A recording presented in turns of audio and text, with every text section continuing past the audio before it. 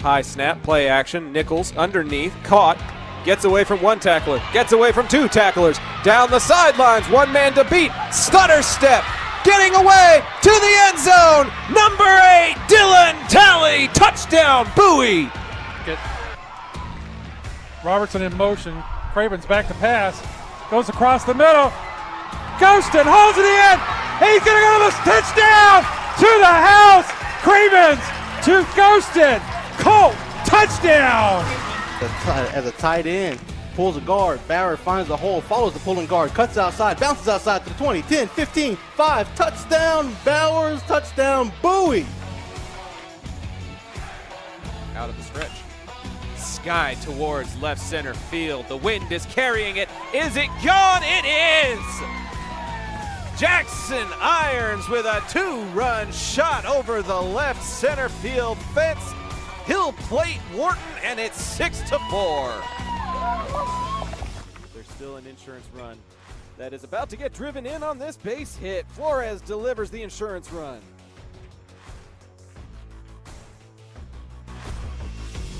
Burkle out of position. They've got to pass, and they've got to go! Patomeco with the pass. Mirario has a bit of a look. Shot on goal, and he gets it in! Two tight end set here as we go to the left-hand side with B.J. Rogers. Rogers is into the second level. B.J. Rogers to midfield. One man trying to catch up to him, but he will not. Number 6 in for 6. That will do it. This broadcast is under intellectual property and may not be repurposed or reproduced without express written consent. Enjoy this presentation from Zach Arnold Productions. Energetic Media Solutions. It's a winner-take-all tiebreaker game on this gorgeous Saturday noontime baseball game in Irving, Texas. Coming to you live on the Zap Network. It's the third game of the Area Round Playoff Series between the Hebron Hawks and your Arlington Colts. After a 5-1 finish in favor of Hebron in Game 1, Arlington got a 5-2 win last night to force this rubber match. The pregame show for that game is coming up right after this, presented by Chapman Cornelius. John Wade Roofing is celebrating 40 years serving the Arlington area. John Sr. played for Colt football and was the team MVP in '76. He went on to play for TCU, earning all conference honors. The family has a Colt legacy that spans generations and wants to help your family's roofing needs, plus gutters, painting, solar, and more. For more information, go to johnwaderoofing.com. If you're a small business owner looking for reliable insurance coverage, or perhaps just navigating the complexities of Medicare, look no further. Chapman Cornelius Insurance Services is a family-owned, independent agency with over 50 years of experience, specializing in tailored insurance solutions for small businesses and their owners. Whether you need property, liability, commercial auto, or even life and health insurance, their agents can help you feel secure in selecting the insurance you need.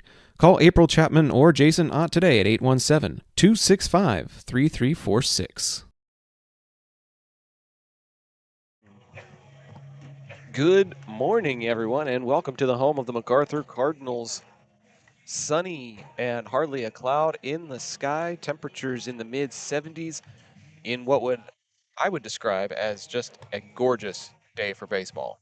And how fortunate are we, Pops, to be able to call a third game this weekend, a tiebreaker game with literally everything on the line. Your season, your senior leadership, everything that you have used and relied on to get you to this point, now you have to rely on one more time to make it to the next round.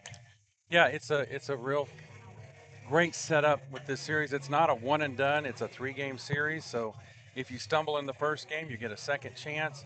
And that's exactly what happened to the Colt varsity team on Thursday night. Took a little tumble, came back strong last night with Danny Bustamante on the mound, and were able to generate enough run support for him to get the win last night to even up the series. And now, winner takes all and moves on to the next round after today's ball game. Depth is one of those things that separates a really good team from a great team. And I think that's going to be one of the keys to this particular game is for Arlington, they've used up their top 2 pitchers, the ones that they've used in district competition this year. Abe Alvarado played pretty much the entire game, if not the entire game. on Thursday and threw 80-plus pitches. So his pitch limit has pretty much been reached. Danny Bustamante went 90-plus. Whew, excuse me. Allergies must be in the air as my nose almost brought me to a sneeze on air. I haven't done that before, I don't think. Hopefully, it doesn't start now.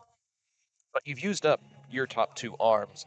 However, there is a lot of pitching by committee that can be done, and that was exactly what was done in the district championship game against South Grand Prairie. London Prater will get the start on the mound today, but I have heard from Coach Womack that he has contingencies in place in case Prater's arm gives out or he gets a little tired or what have you. There is depth in the relief position thanks to those two starters going the distance in these first two games. Right, right. And there's some advantages we've discussed about a pitching by committee situation because your opponents never really get used to who's on the mound before you switch to somebody with a different approach, a different windup, a different speed. Right. And keeps them off balance. And so if you can get some guys to get the ball into the zone and have your defense strong in the backup of them and your offense, with the bat swinging, pitching by committee can work quite well. So we'll have to see just how far Prater goes. He got some starts during the non-district tournaments. He got the start against South Grand Prairie. He has some experience in that regard. He has started a total of 5 games this year with over 400 pitches that he has issued. He has given up some hits, has given up some runs, but he's also collected some strikeouts. His ERA's a little high. It's over 6, but if you have that committee helping out and you have that run support, then things should turn out just fine. And there was plenty of run support in yesterday's ballgame. Bustamante only gave up 2 runs. One of them was a solo home run, I believe. That was only the second home run he's allowed all season. The other one was to Isaac Rios during the South Grand Prairie series. Does not really give up home runs, does not really give up extra base hits. And he was able to break even essentially because he gave one up and then hit one himself off of his pitching counterpart. So he kind of resulted in a push with his plate appearances and time on the mound and got enough support from Jeremiah Taylor, who reached third base twice, once on an error and once on a triple. So there was a lot of support for Bustamante, and the Colts are going to need that again today if they want to make it to the regional quarterfinal. One of my favorite plays from the game last night was the Colt offense is able to take advantage of miscues. Yeah. And Jeremiah Taylor was at the plate, got a bunt laid down, and the pitcher fielded the ball and misplayed it. And then the pitcher got it again on the same play and misplayed it again. Mm-hmm. Jeremiah Taylor ended up all the way at third base. So the next up in the inning is Sam Harper in the DH position. And Sam laid down a perfect bunt up the first baseline, right between the first baseman and the pitcher, and Jeremiah Taylor came home. The suicide squeeze, one of our favorite plays. We also saw a triple last night. Jeremiah Taylor got a triple. And so we saw that suicide squeeze executed to perfection last night. We did. And it was a real spark, I think, for the offense. Yeah, I mean, anytime you can take advantage of your opponent's mistakes and limit the mistakes yourself, that puts you in good position to win a game at any level for just about any sport. I mean, you take a look at turnover margin in football. If you win the turnover battle 2-1 or something, usually you're going to come out on top. I think Arlington only committed one small error that did not result in any runs. Meanwhile, Hebron committed back-to-back errors at the expense of their pitcher. Right. And that's what pulled him. Eli Mitchell committed 2 consecutive errors on back-to-back plays that resulted in several runs for Arlington that ended up being the difference maker. 2 plays. If those 2 plays do not happen, if they are more routine, it's a different outcome. It's a different ball game. And that's why you have to play every pitch, play every play, and minimize your mistakes. Yeah, you had mentioned at one point right before that happened, you thought that the Hebron pitcher was a little rattled, and sure enough, 2 consecutive plays bore that out. It'll be an interesting arrangement for Hebron on the other side of the dish today, because it's a couple of brothers Mm-hmm. that are going to be playing pitch and catch with one another, as number 7, Bryce Pacheco, will be throwing to number 17, his brother, Braden Pacheco. We've got a couple of cousins on this roster, and there were some twins on Richardson's lineup last week, but I don't think we've ever seen brother pitching to brother. That'll be an interesting arrangement to watch throughout the game today. Yeah, definitely. They're both out there taking their warm-ups now as Hebron is kind of finishing up their fielding pregame practice. And we'll be getting this ball game underway. We've got 4 umpires hanging around in the Arlington dugout right now on the third base side. And, like you mentioned, it's just a perfect day for baseball. Hebron is in a white pinstripe, blue pinstripe pants with a royal blue jersey. And with black numbering. With black numbers, again, very hard for us to read from any kind of a distance, and no numbers on the front of the shirt. So we'll do our best to keep up. I think I see a number. On the front? On the front, in the black numbers. Well, it gets lost completely. It does. It gets lost in that blue. Yeah. Colts are going to be redoing their white on white with a green pinstripe. Hey, that's what won for them yesterday. Exactly. No sense breaking tradition. We try not to talk about superstitions, but how about traditions? There you go. And as the umpire crew makes its way onto the ball field, we'll be introducing the players, doing some pregame formalities, as is traditional and ceremoniously there done we go. for Ceremony. playoff And we games. actually have our voice today. We had a neutral voice yesterday, somebody that MacArthur loaned us that was just very neutral for both teams, which is what's expected. But the PA voice of the Colts, Randy Russ, is in the house today, so maybe he can help energize us with some team walk-up music and some of those likes, as Arlington will be the home team. They won the coin toss on Thursday evening before Game 1 to determine who would be home for this pivotal Game 3, should it come to that. It did indeed come to that, and now Arlington will have, theoretically, the last word in this ball game if it comes to it. We were keeping an eye on the potential future opponent in the next round. Oy. Odessa Permian was taking on the Keller High School Indians, the Keller from the Dallas-Fort Worth area, and they were playing in Lubbock, which is just 2 hours from Odessa, but 5 hours from Keller. But last night's game went in favor of the Keller team, so that series is evened up. It is. And they'll be playing their rubber match game today. At 1 o'clock. So that game will not be final by the time our game goes final, since they're starting about an hour behind us. But that game will be taking place, and it's my understanding that the reason they won was because Keller, much like Arlington, likes to throw their ace in Game 2. It was Cole Toninger, a Tennessee commit, who went 6 strong with 9 strikeouts in order to help give Keller that 7-1 win. So again, it'll be about depth, as there will be a tie-breaking Game 3 between those two teams as well, to try to figure out who will face the winner of this ball game. An interesting fact that I found out from Coach Womack, Pops, the last time Arlington made it to the 3rd round, we had been talking about the last time they made it to the area round a couple of years ago. 2 seasons prior, that was their first appearance since 2015. If Arlington wins today, it'll be their first regional quarterfinal appearance since 2011. Wow, that's been a while. It has been 14 years since Arlington High School has made it to the 3rd round of the postseason, and they are 7 innings away from being able to do just that. The pregame show is presented by our friends at Chapman Cornelius Insurance Services, Inc. They're a family-owned business with a team of professionals who have served the Arlington area for over 50 years. Don't let insurance be a headache. Chapman Cornelius can help you create a custom insurance plan tailored to your small business's needs and budget. Call April Chapman or Jason Ott today at 817-265-3346 or go to www.chapman-cornelius.com. Alongside my pops, Doug Arnold, I'm Zach, a.k.a. Zach the Voice, bringing you Game 3 of the area round between the Hebron Hawks and the Arlington Colts. Hebron's starting 9 has been introduced, and Arlington's lineup along the third base line is about to take place.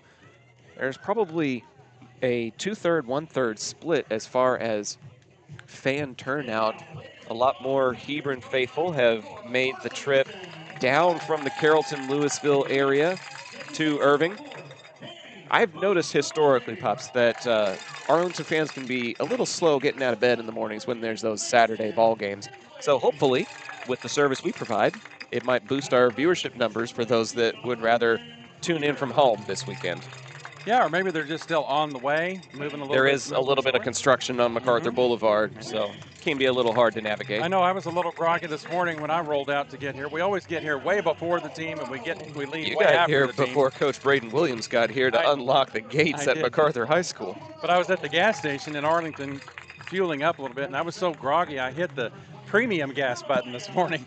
Mom's going to be traveling in style with some premium gas in the tank, accidentally. Well, hopefully we'll have some premium high-octane gas going on in the ball field as well, as Arlington's starters have been announced. The reserves making their way up to the third baseline, and as soon as that finishes, it will be time for the national anthem. So fans, be sure to copy that link, put it on your social media pages, put it in your group chats, let the folks at home know that it is about to be baseball time in Texas. We're looking forward to bringing you all of this action, and then Pops and I have another hustle that we're going to be taking care of this afternoon, evening. There's a very small overlap between baseball season and summer soccer season. Yep. And today is going to be one of those overlaps. Yeah, you know, this is Mother's Day weekend, and the mothers in our lives are not going to see much of us today. Shout out to my wife, Patsy, listening from home, the mother of our children. Fantastic mom, and we look forward to blessing her tomorrow with a little rest and some home-cooked meal. And my mother, Barbara Arnold, always pays attention to our scores here on Colt football and baseball. And shout out to Barbara Arnold and my mom. And now we're going to step aside and honor America with the national anthem.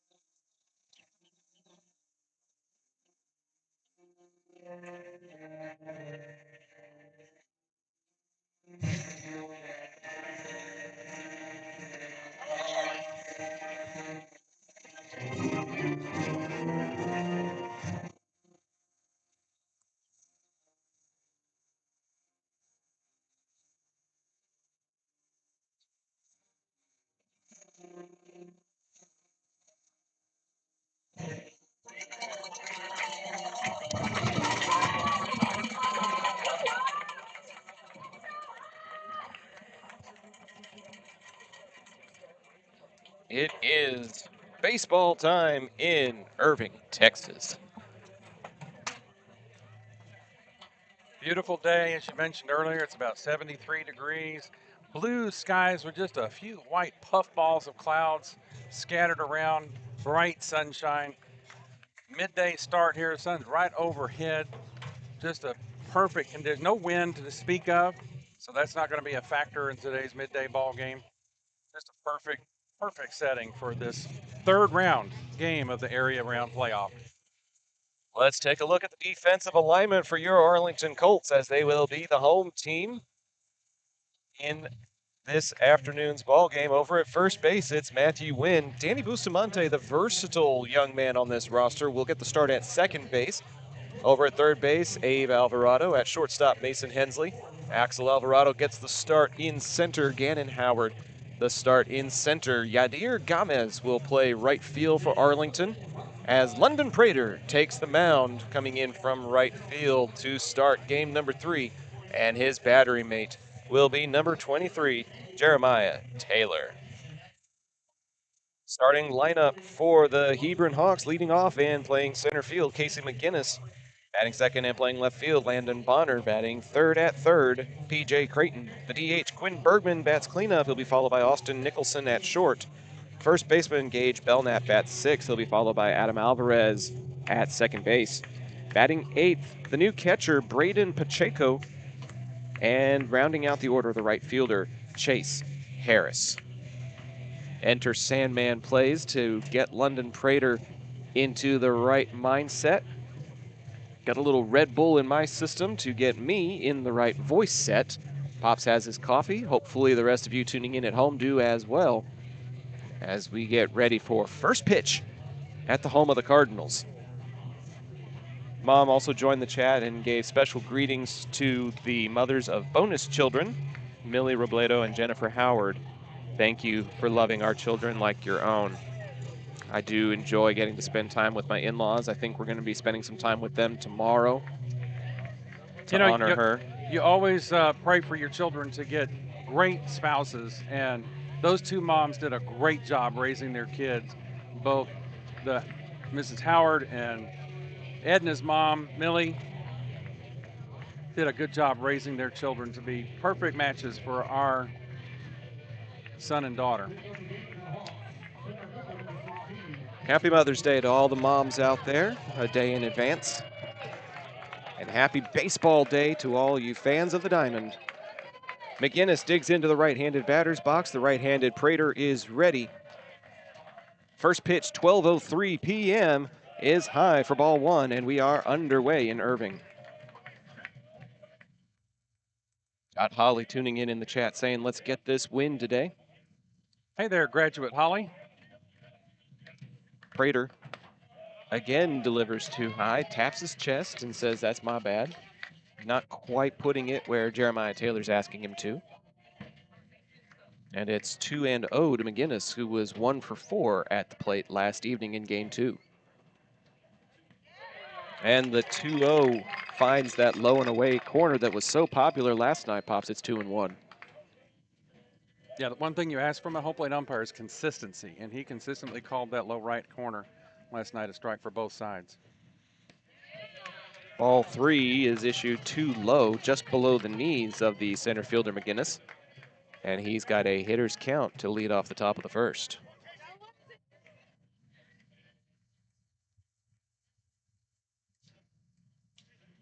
Prater comes set on the mound. He's got a very aggressive windup as he stomps on the pitcher's mound before he comes home. This one is going to be chopped foul up the third baseline, fielded by the third base coach for the Hebron Hawks. The Hawks are led by Coach Corey Farr. Assistant coaches are Jim Farley, Dustin Tarpley, and Travis Gibson. 3 balls and 2 strikes now after the foul. 6th pitch of the at-bat. Prater delivers the payoff. It's in play right to Bustamante. He'll play it on the roll and makes that soft toss to Matthew Wynn for the 4-3 and out number 1. And that's exactly what Coach Brian Womack was hoping for by putting Bustamante at second base today, Pops. He's played short, he's played third, he's spent time at second base last year, and he's getting the start there today just to make it a little bit easier on his arm after throwing 93 pitches yesterday. Yeah, keep Abe Alvarado over at the hot corner at third with those long throws across the diamond. And Danny Bustamante gets an atom ball there and makes an easy toss over to first base for the first out. That'll take us to the left fielder, Landon Bonner, the freshman phenom that won Game 3 essentially for the Hawks against Allen. And he'll take a look at strike 1 here. Bonner did go 2 for 2 with a double and a single and reached on a fielder's choice in yesterday's action. Pretty solid contact being made by this 5'9" freshman. He'll take a look at ball 1 here, too high. Yeah, he hit a long ball for a grand slam in that final game in the series against Allen that really broke that game open and sent the Hawks to this area round series. The 1-1 pitch is low and away for ball 2. Yeah, both of Hebron's wins against Allen came in the 7th inning, coming from behind and rallying to win those games. They were not able to come from behind in yesterday's ball game as the Colts prevailed 5-2. Big swing, can't connect. Good placement there by Prater. It's 2 balls and 2 strikes. Good velocity on that pitch, too, as Bonner had trouble catching up with that one. 2 balls and 2 strikes now.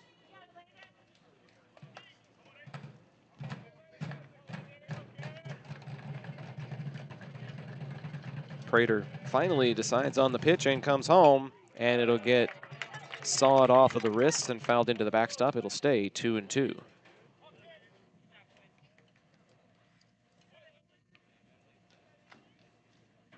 Corbin Quiros darts out of the Colt dugout to retrieve that ball. Corbin, one of the reserve players for the Colts. Seems to be the one that goes after those loose balls the most, though, making a contribution even if it's not a statistical one. Another 2-2. Way inside, Bonner had to shuffle his feet, lost his balance, and fell forward across the plate. Did not hit him, though, so it's a full count. So another 3-2 situation after McGinnis had a full count. Countdown on the scoreboard, 3, 2, 1, payoff pitch.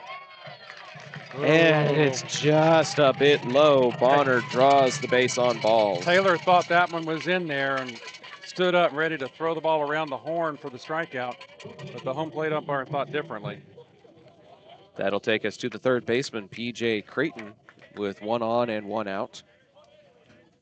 Communication from Danny Bustamante standing on the second base bag before he goes to the double play depth at the second base spot. Matthew Wynn covering first base. Prater, a right-handed thrower, will have his back to the runner Bonner. He's got 1 foot on the red turf, 1 foot on the green turf. First pitch to Creighton is hit to Alvarado.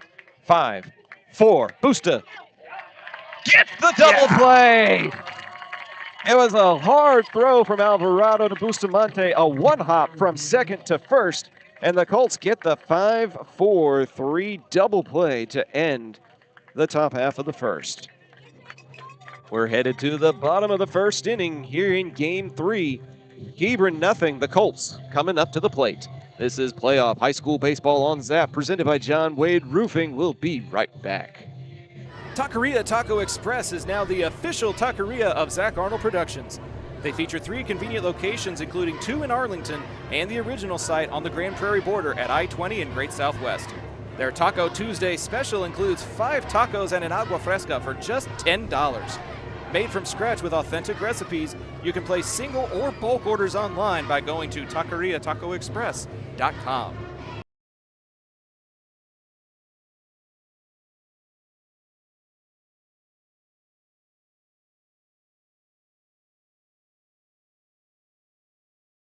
If you're like me and need printed materials to get your brand out there to the community, then you need ICA Signs. Conveniently located in central Arlington, ICA features a wide selection of shirts, hats, banners, yard signs, acrylics, magnets for your car, magnets for your fridge, tumblers, A-frames, and more. Call ICA at 817-617-2229 for more information and tell them Zap sent you. To the bottom of the first inning we go here in Game 3. Let's take a look at the starting lineup for your Arlington Colts. Leading off and playing second base today, number 4, Danny Bustamante. Batting second at shortstop, number 10, Mason Hensley. London Prater in the traditional third spot in the lineup, just got the letter P next to him on that position. Pitching in today's ballgame, Matthew Wynn bats cleanup at first base. Abe and Axel Alvarado, the cousins, third base and left field. Jeremiah Taylor bats seventh and catching. Cannon Howard in center field, and Sam Harper DHing for Yadir Gamez in today's ball game. Defensively for the Hawks, Belknap's at first, Alvarez is at second, Creighton's at third, Nicholson. Page's Pretty Roots is a Texas-based small business where you can discover handcrafted treasures designed to nurture your body and soul. From custom t-shirts that showcase your unique style to nourishing sugar scrubs and moisturizers made with love. Whether you're looking for a fun fashion statement or all natural self-care, you'll find something special here. Shop now and experience the magic of handmade by scanning the QR code or searching Paige's Pretty Roots on Etsy.com.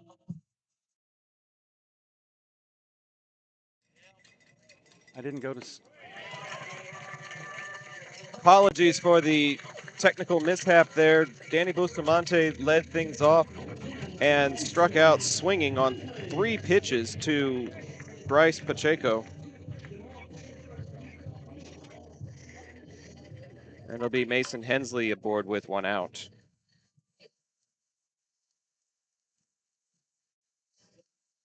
Left-handed hitter going up against the righty pitcher. I'll repeat the defense just in case anybody missed it. Belknap at first, Alvarez at second, Creighton at third, Bonner in left, McGinnis in center, Harris in right. Nicholson's at short as that's a swing and a miss to bring the count to a ball and a strike. Braden Pacheco catching for his brother Bryce Pacheco on the mound. Hensley will foul that one straight back. It's a ball and 2 strikes.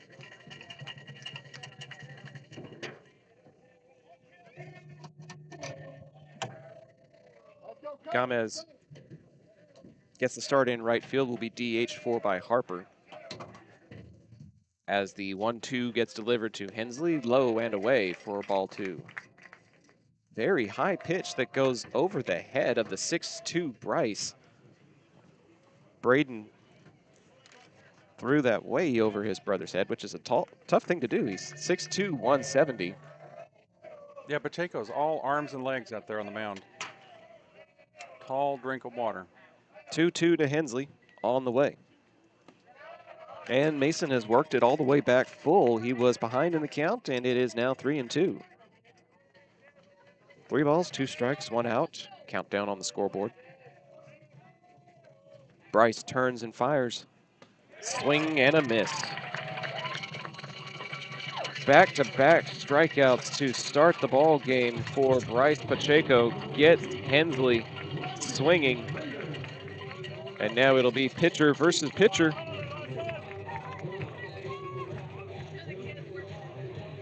As London Prater digs in.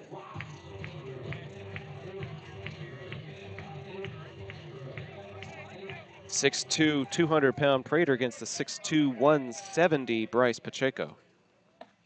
Takes a look at ball 1 as Bryce's hat comes off of his head, delivering that fastball.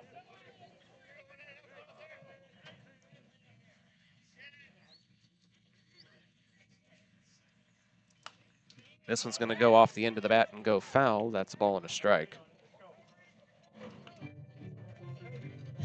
Prater with a slugging percentage of .615. He likes to swing the ball, and a lot of times he makes contact coming into the postseason, batting .346 on the year.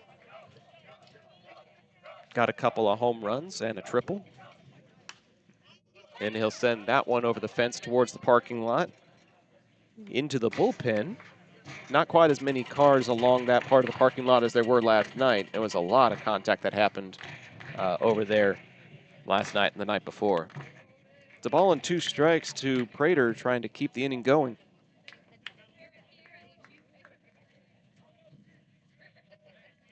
Righty versus righty matchup. The 1-2 delivered.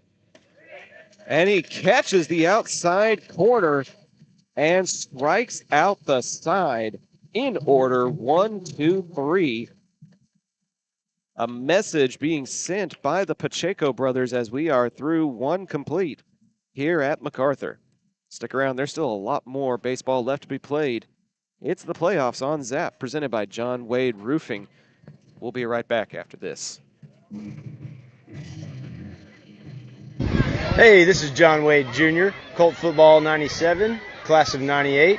And the next time you have a roofing issue, be sure and call Arlington's favorite roofer, John Wade Roofing. Look us up on the internet at johnwaderoofing.com.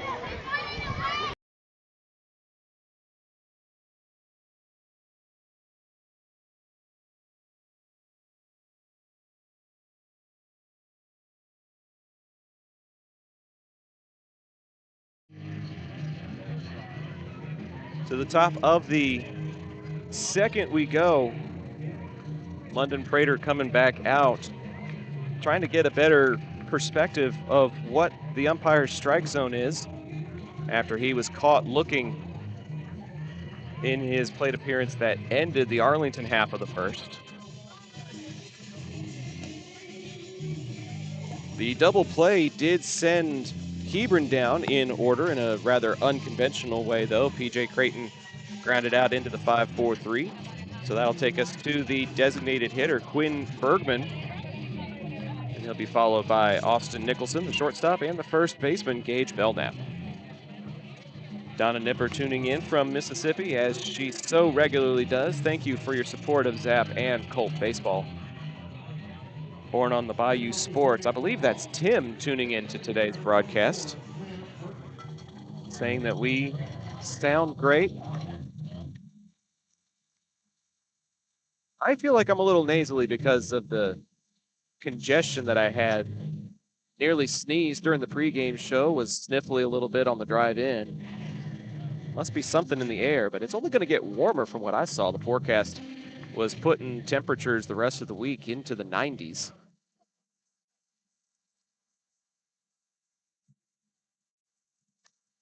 So we'll see if it's a warm front that comes in next week, as Prater looked like he had a pitch in mind and then steps off the back of the rubber. Bergman will step out of the box.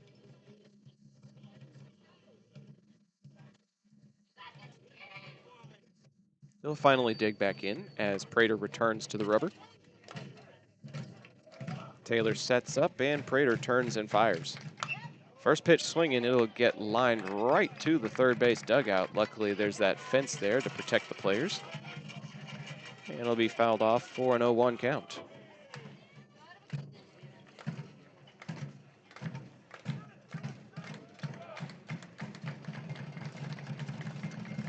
Next pitch, a little bit too far inside. The Colt faithful thought that one was good, and just based off of the width of the strike zone we saw in the previous half inning, probably should have been called, but wasn't.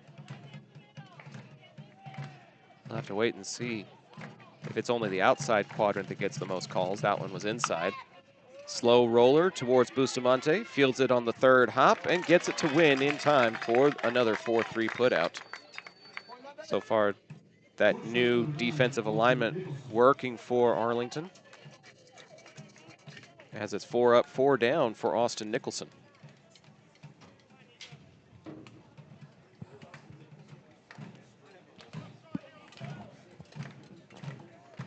Nicholson was 1 for 3 yesterday, had the home run off of Danny Bustamante, only the second one that he has issued all season, as this first pitch to him from Prater is outside for ball 1.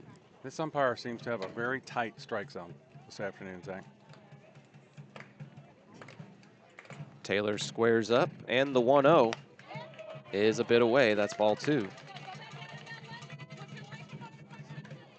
That makes Prater's called strike 3 just a little bit more curious, because that one looked like it was in a very similar place to where London has been pitching, and he's not getting those calls. 2-0 is away.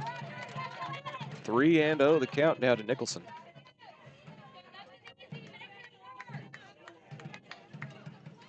That solo shot that he hit yesterday was rather inconsequential in the grand scheme of things, as Bustamante got a solo shot of his own.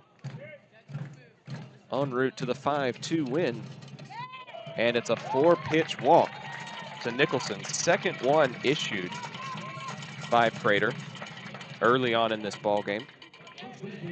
He's just setting up the double play. I was about to say, he just got a double play last time around, so perhaps that's what will take place here as Gage Belknap digs into the batter's box. Belknap was 1 for 3 yesterday, got a single but struck out twice. Double play depth for the Colt defense. Bustamante shading closer to second base, as that first pitch to Belknap is a called strike 1. Matthew Wynn covering Nicholson over at first base.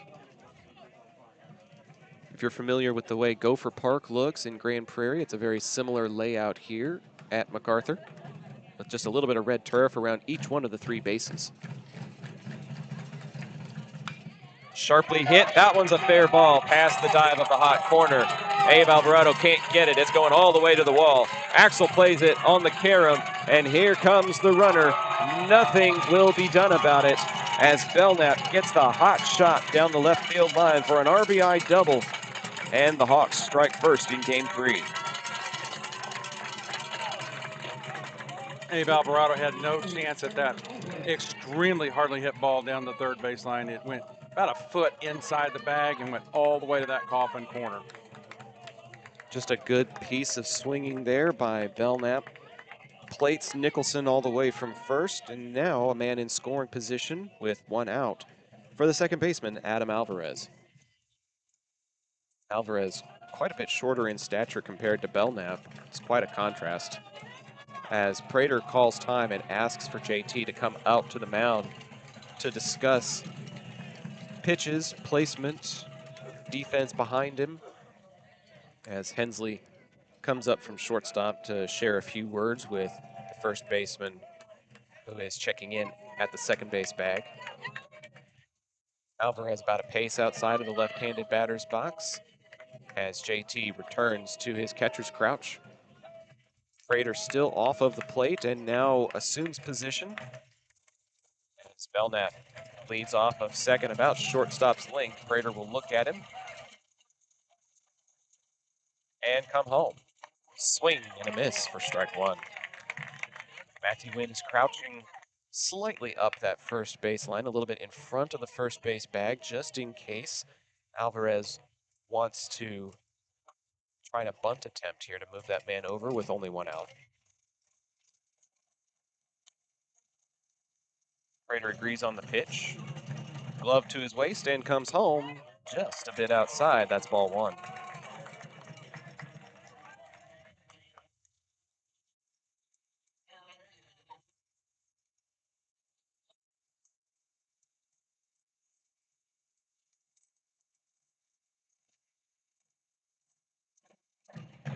Prater looks again at Belknap as the pitch comes in and comes home.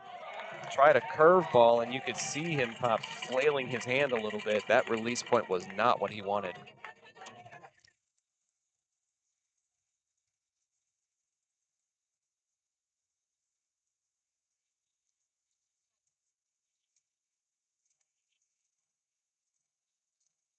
Two and one the count now to Alvarez. And time will be called. Arlington very aware of the need for run support and trying to minimize opposing runs. Prater trying to get that second out in order to make achieving the third one that much more manageable. Swing and a miss from Alvarez. Saw something he liked, couldn't connect. 2 balls and 2 strikes to him now.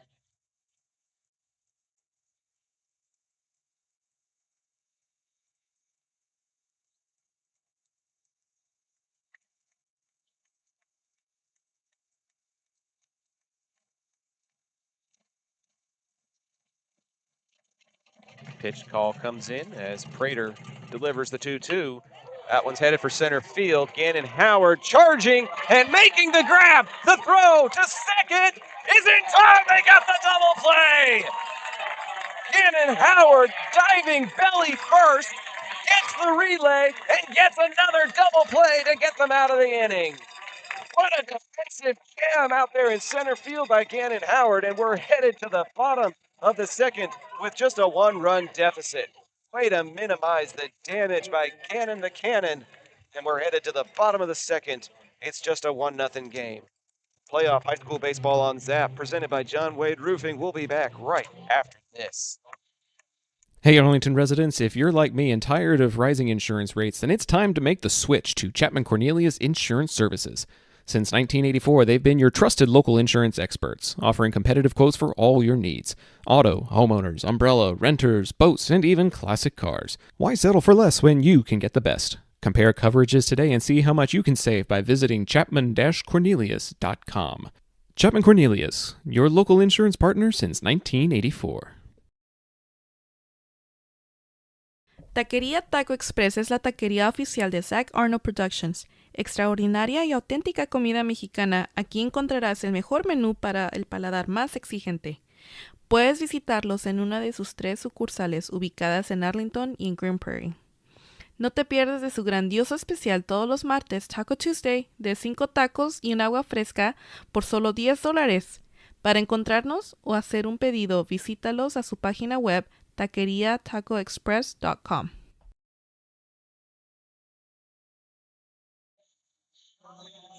It's kind of funny.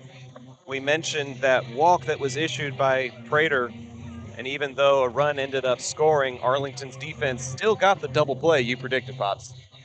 Yeah, it was unconventional. Caught the runner off of second base after Gannon Howard made that great sliding catch in center field. He popped up through the wall right back to second base. Very situationally aware play there by Howard. Absolutely. And doubled off that runner just barely. That's one thing that's nice about having a 4-man umpire crew is that second base umpire was right on top of that bag to make the close call. A very emphatic fist to show that the Hebron half of the inning was prematurely concluded, and now it'll be Matthew Wynn leading off the bottom of the second here for the Colts, trying to avoid getting struck out in order, which is what happened at the expense of Bryce Pacheco in the first inning. He'll take a look at strike one here. Wynn was 0 for 3 yesterday, but did have a home run in game one as he finds himself quickly behind 0-2. Good placement on the lower half of the strike zone there by Pacheco.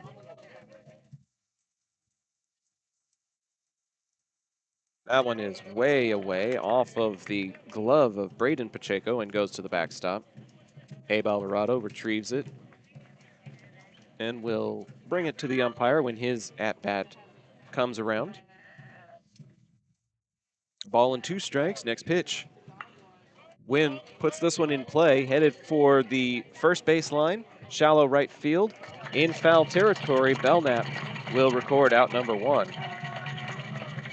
Likely would have been a ball on the outside part of the plate, but Wynn stretched trying to protect his at-bat, popped that one up off the end of the bat for an easy out in foul territory by the first baseman, Belknap. Hey, at least it wasn't a strikeout. Through that. Making contact instead of striking out. Abe Alvarado swings at the first pitch he sees and fouls it away for strike 1.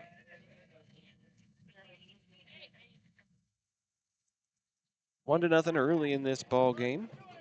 Arlington's lineup still trying to get a feel for the velocity and the placement of Bryce Pacheco. And that one will tail away. Didn't get the call there, but it looked like he's gotten that call on that quadrant of the zone before. Pacheco seems to be a lower velocity pitcher, but a spot pitcher. He's got good accuracy. Not quite as accurate as he would like to be there as his hat comes off for the 3rd time. We had a player for the Colts that had a hat problem one year, and we started keeping a tally. I wonder if we need to keep a hat tally here. Do we do that for the opposition? Nah.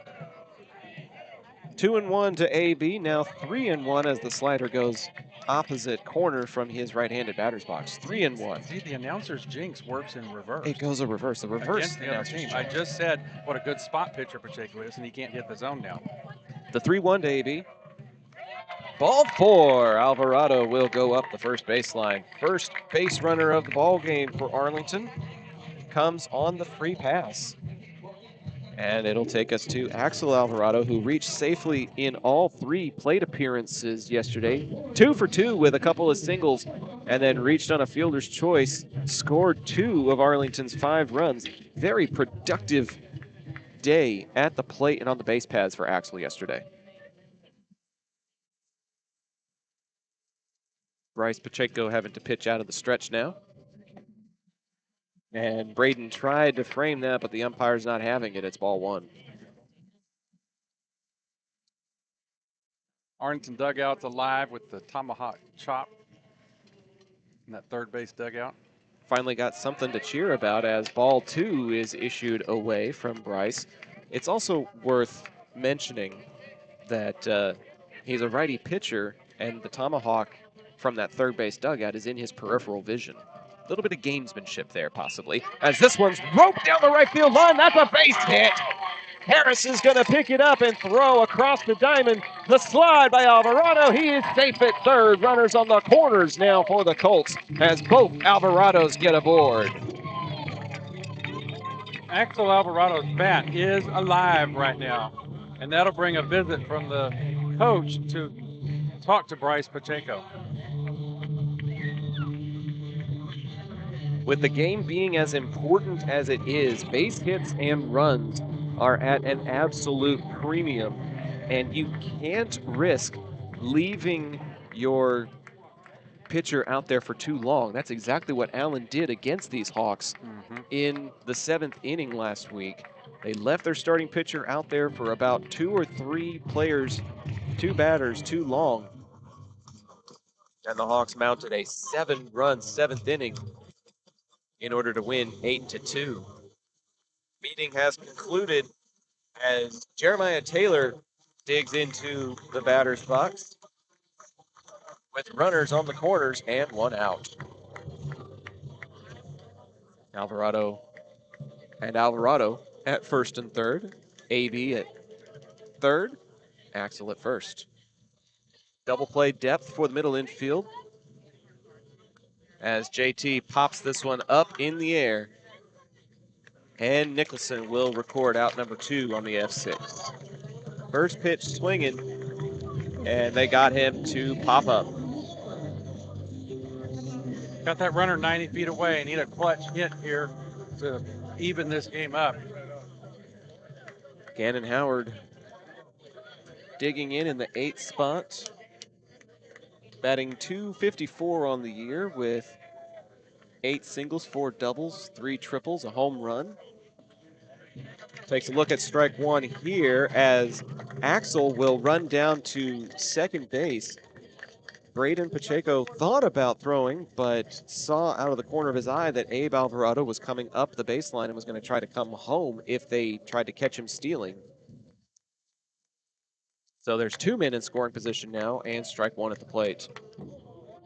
Almost hits him as that one's way high and inside. Gannon kind of shrugged his shoulder a little bit, anticipating a possible contact. Missed him by just a couple of inches. Howard's had some good contact in previous games. Unfortunately, he went 0 for last night with a couple of strikeouts. He had a breakout here. This one's a ball, and it's going to carry him off of the chest piece of Braden Pacheco. He'll keep it in front of him. It's a 2-1 count now to Gannon. I'm inclined to give Axel a stolen base on that one rather than defensive indifference. Swing and a miss. Can't connect on the pitch that bottoms out. 2 balls, 2 strikes, 2 outs, 2 men in scoring position.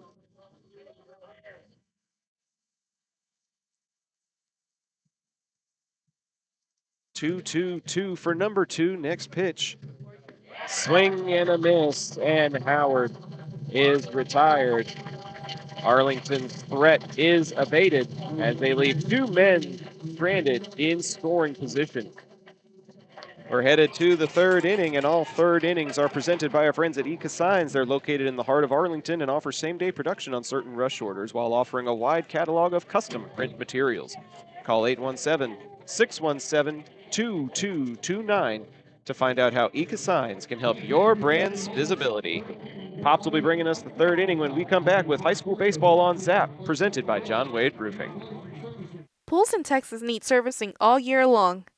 At Rami Pools, LLC, we provide quality pool services such as cleaning, maintenance, and repairs. So call 469-951-0107 for a free estimate and ask for Roberto. Rami Pools, LLC. We're going to make you fall in love with your pool again. Hablamos español. PDA Advocacy Group would like to remind you that autism is a wide spectrum of neurological differences and it's on the rise, now affecting 1 in 36 Americans and more cases found in males. Those with autism have trouble with social interactions, communication, and can engage in repetitive or self-harming behaviors. While the causes of autism are still being researched, we can begin to learn more by visiting nationalautismassociation.org. Welcome back to the top of the third inning, live from MacArthur Ball Field in Irving ISD. Catch you up, Hebron 1, Arlington 0 in this Game 3 rubber match game of the area round playoff between Arlington High and Louisville ISD's Hebron High School, the Hawks. Jeremiah Taylor takes a throw down to second base to end the warm-ups between innings. London Prater will be coming on for his third inning of work. So far, he's been the recipient of 2 double plays to get him out of innings, but the Hawks had a great hit down the third base line to plate 1 run in that middle of the top of the second inning. They'll be sending up their 8, 9, and 1-hole hitters this half inning. Braden Pacheco, the catcher, leading off. Chase Harris, the right fielder, on deck. And then back to the top of the order, Casey McGinnis, the center fielder, in the hole to start this inning off. Prater comes set on the mound, and his first pitch to Pacheco. Swung on and missed for strike 1. Pacheco's first appearance in this afternoon's ball game. Prater's wind and pitch. It is officially afternoon, isn't it? That ball hit to Mason Hensley, fields it cleanly, throws across to Nguyen at first base, and gets the out for the first out of this top of the third inning. It's not as easy of a play as Hensley made it look. He was running towards third base to field that, and then had to throw across his body to get it to win in time. And he does indeed get that first out. Chase Harris up to the bat now for his first appearance today. He went 2 for 3 last night, got a double and a single. Prater's first delivery to Harris. He thought about it. They're going to peel down to first base, and the first base umpire says, no, he did not go around. It'll be ball 1. That was a slider that looked really, really good, about 3/4 of the pitch, and then it bottomed out at the very end. Harris just barely able to lay off of it. The 1-0 pitch. Swung on and missed for strike 1. And see, they went right back to it. That's the exact same pitch, and it looked just as nice, and this time he follows through and can't connect. 1 ball, 1 strike to Chase Harris in his first appearance this afternoon. Wonder if they should call him Hoppy Harris because of those little jumps he does before going into the box. Prater's 1-1 delivery. Catches that low outside corner for a called strike 2. 1 ball, 2 strikes to the leadoff batter here in the top of the third.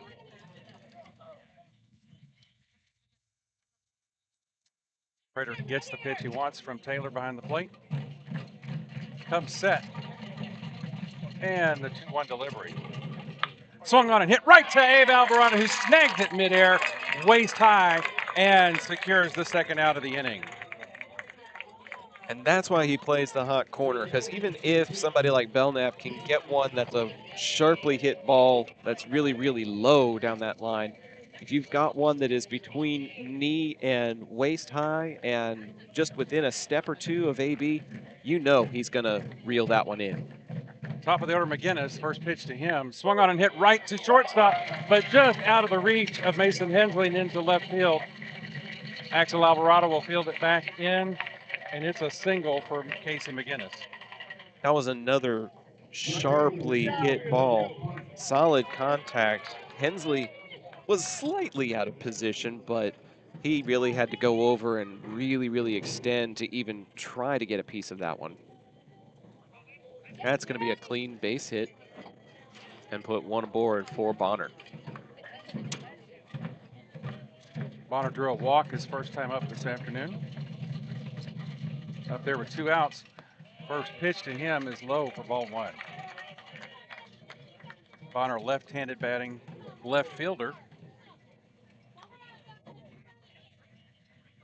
Called up from the sub-varsity level earlier this year to start varsity ball as a freshman. Same place for the next pitch to him, ball 2. Low and outside. Yeah, when you've got bases that are unoccupied and you've got a player who has had as electric of a bat during the playoffs as Bonner has, It's not the worst thing in the world to try to go to the outside quadrant of the zone, see if he'll offer at it. And if not, the worst case, you're just pitching around him. There's a call on that outside corner. Knee high for strike one. 2 balls and 1 strike to Landon Bonner. As we mentioned, Bonner was 2 for 2, reached safely all 3 plate appearances. His bat has been peaking at the right time. Prater's 2-1 delivery as the runner takes off for second on the hit and run, and Bonner cues it foul. It's so fun watching that little moment when you hear somebody yell, "Runner!" And Jeremiah Taylor was ready to jump up from his crouch, and then Bonner makes contact, and you squeeze the glove, but there's nothing there to grab as it goes foul up the baseline. 2 balls, 2 strikes, 2 outs here. Prater resets himself on the pitching plate. A little bit of wind blowing his uniform jersey. And the pitch. Swung on and hit sharply to right field. A good base hit can be fielded by Yadier Gamez, but the runner's going all the way to third on that hit. And there is a throw over there, but it's not even close. McGinnis makes it all the way over to third on that single to right field. He's the center fielder. You have to have a lot of range and a lot of speed in order to play that position. And he was going on contact by the time Gamez had it and got it back to the infield. He was already 2/3 of the way to third. So now there's runners on the corners for PJ Creighton.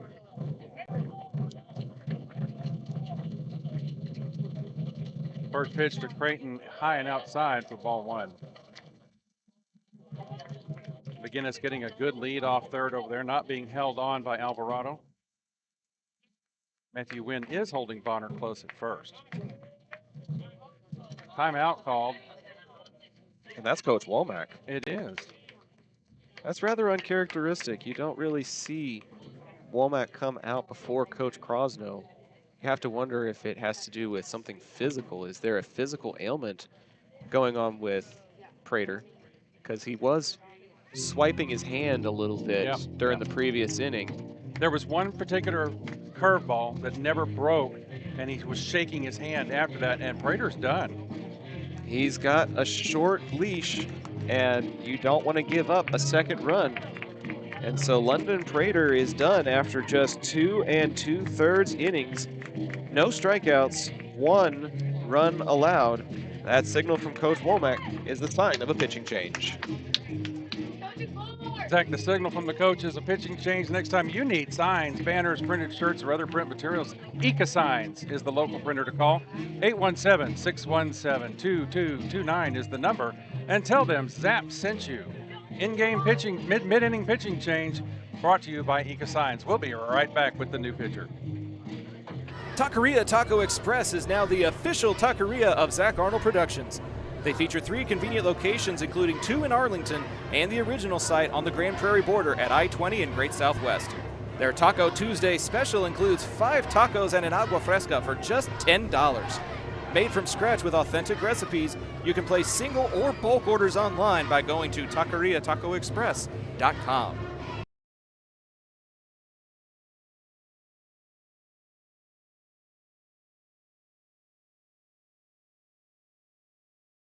Pools in Texas need servicing all year long.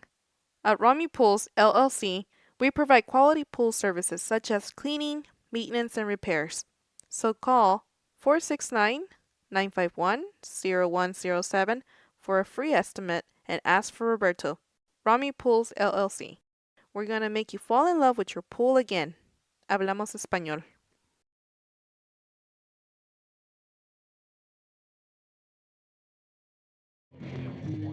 Welcome back to live action here from Irving MacArthur High School, Game 3 of the Area Round Playoff Series. And your new pitcher on the mound is going to be Mason Hensley, number 10, coming in from the shortstop position to take over pitching duty. Seems to have been a physical problem with London Prater, or he wouldn't have been pulled by Womack so soon without a visit from Crosno. That does make some changes in the fielding positions also. Danny Bustamante will move from second over to short. Playing second base now, back at his usual position, Hayden White.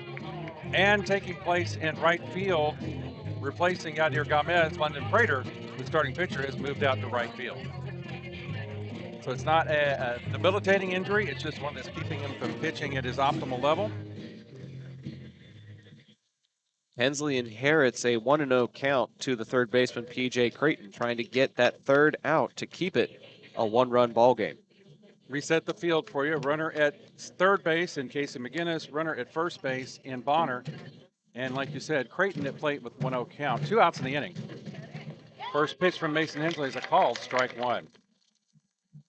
1 ball, 1 strike now to P.J. Creighton. Bonner did not attempt to take off for second. Colts are paying attention to him with Wynn holding him tight there at first base. The pitch home, a bit low and outside for ball 1. Ball 2, my bad. He inherited that first ball. He inherited that first ball. It's the first ball that he's thrown. Yeah. 2 balls, 1 strike to the batter. Hensley comes set and throws over to first base to keep Bonner honest over there. Bonner back easily. No tag even applied by Wynn. He's got a snap throw, though. That's a good pickoff move. Hensley comes set again. The 2-1 pitch home. Curveball that catches that outside zone for strike 2. 2 balls, 2 strikes. 2 outs, 2 on. Deuces are running wild out there right now. Trying to get out of a jam and keep it a 1-run game. Hensley looks in for the sign. Checks on Bonner. Bonner goes.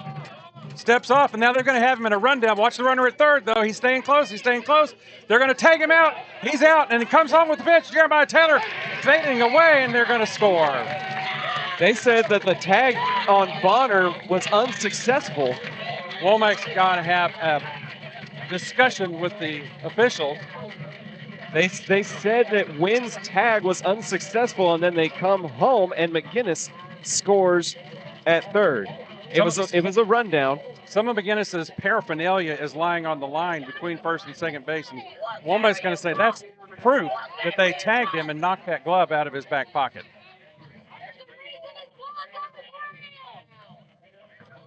Womack and the first base umpire talking. First base umpire is going to go ask the second base umpire. He's going to ask all 4 of the umpires to come in. Now they're all coming in. Yeah. Bonner was running between first and second. He had something in his back pocket. There was a piece of it that came out of his back pocket.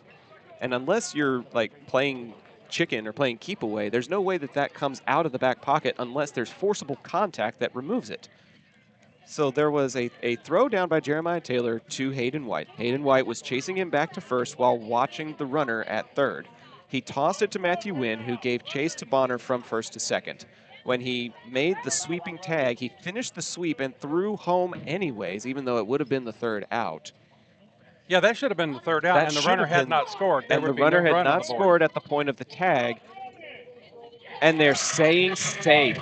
That is Coach Womack is livid because that's a critical call in the game and a bad call at that. It's Coach Brosno coming out to rescue Womack.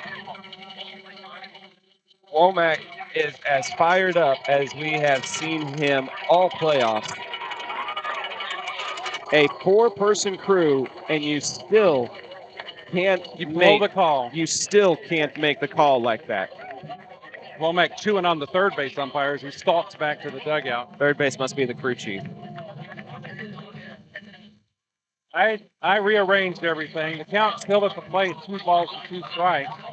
Yeah, there was no pitch that was issued. And Womack is still outside of the dugout yelling at the umpires. Swing and a miss. They get the strikeout at the plate, but the Hawks do get the second run of the game on what can only be described as the most abhorrent call we have seen this entire season. Bonner was tagged out on the baseline. His glove came out from there. Womack is still hot. He is still out on the field yelling, and now you've got Krosno and Barrientos trying to shield him, and the field umpire is trying to keep Womack at arm's length. Now Jeremiah Taylor coming out to talk to Coach Womack. He is on the verge of getting tossed from this ball game as the Colt faithful are standing up and applauding Coach Womack for standing up for his boys. And he is hoping that this act that he is putting on is enough to fire up his boys. He needs a spark, and he needs it soon for the season to continue. We'll be right back with the bottom of the third here on Zap. A-frames that bring their A game. The next time you need to get your brand out to the community, go with the printers who are in your community, Eka Signs. With everything from wall signs to banners, printed tees to hats, Eka can even do same-day rush orders on select products. Visit ekasigns.com/shop to see their full list. That's ikasigns.com/shop. Eka Signs, a partner of Zach Arnold Productions.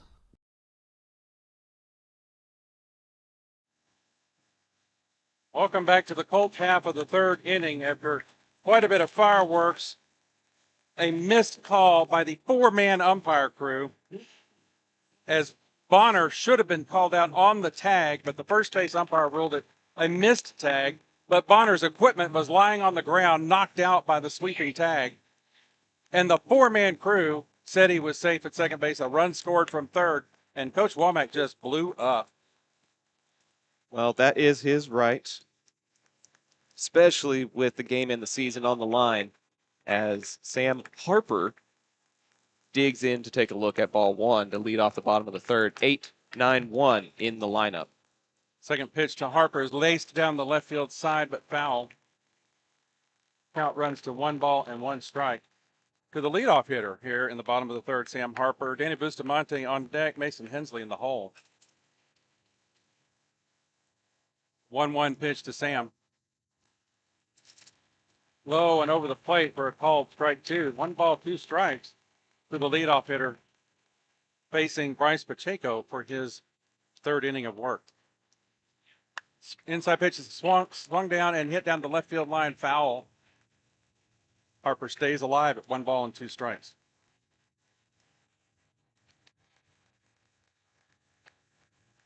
Pacheco adjusts his hat, which has been coming off regularly, and the 1-2 pitch to Harper. Inside for a lace down the left field line, foul again. Harper getting some good bat on the ball.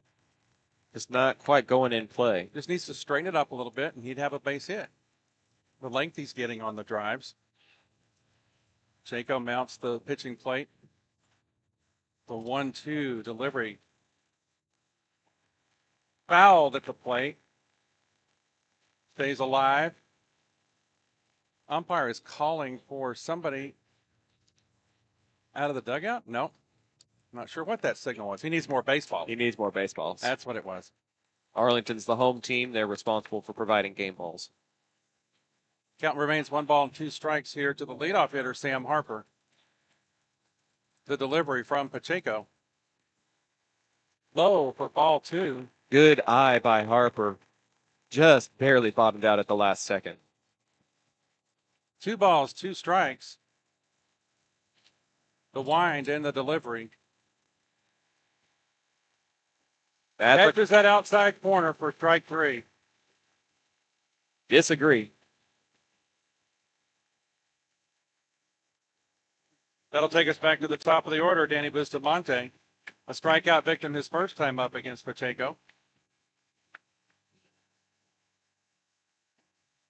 Five to get a spark here. 5 strikeouts for Pacheco as he makes his way through the Arlington lineup the first time. First pitch to Busta. Low for a strike call. I'm having a hard time believing my own eyes, Pop. Bustamante shaking his head as he steps out of the box. The 0-1 pitch. You sure that wasn't a strike? Wondering, but it's a call ball. Everybody holds their collective breath. We don't know. If you're wearing green and white, you just don't know anymore. This umpire is not being consistent. So you got to swing at anything close. This one's popped up into right field. Chase Harris circling under it, makes the catch. Second out of the inning on the pop fly to right. That'll bring up Mason Hensley, the current pitcher. Replaced London Prater in the last half inning. He'll be batting from the left-hander batter's box. He's a switch hitter. Batting left-handed here against Bryce Pacheco with 2 outs. First pitch to him is a called strike one.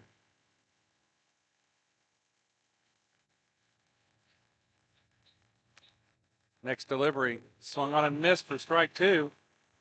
Big swing, couldn't connect. 0-2 here to Hensley with 2 out, nobody on. The pitch. 1 ball, 2 strikes. Catcher calls timeout to go say something to his brother from the front part of the plate. Comes back very quickly. 1 ball, 2 strikes to Hensley. Wind in the pitch. Inside and gets it hits. That's going to hit him. Umpire says it went off his foot. And he'll trot down to first base on the hit by pitch with 2 outs. We'll take it however we can get it. And the beautiful thing about baseball, one swing of the bat can tie the game, and there's nobody you'd rather have swinging than this man right here. Prater, one of the 3 strikeout victims in the first inning, up here for his second at bat. First pitch to him is swung on and hit to right center field in the no man's land out there, but the second baseman Alvarez fades back and makes the catch for the 3rd out of the inning. Hensley gets the board on the hit by pitch, but other than that, Arlington's offense goes down rather quietly. A controversial called strike 3, a fly out, and a pop out. To the 4th inning we go. It's a 2-0 Hawk advantage here on Zap. We'll be right back. John Wade Roofing has been serving the Arlington area since 1982, but the Wade legacy runs much deeper in the city of Arlington. A pioneer family that has had roots going back decades, John Wade and Company saw relatives attend the Cooper Street Arlington High campus and has had members play in Colt athletics for decades, and they're looking forward to serving this community for decades to come. Find out more at johnwaderoofing.com.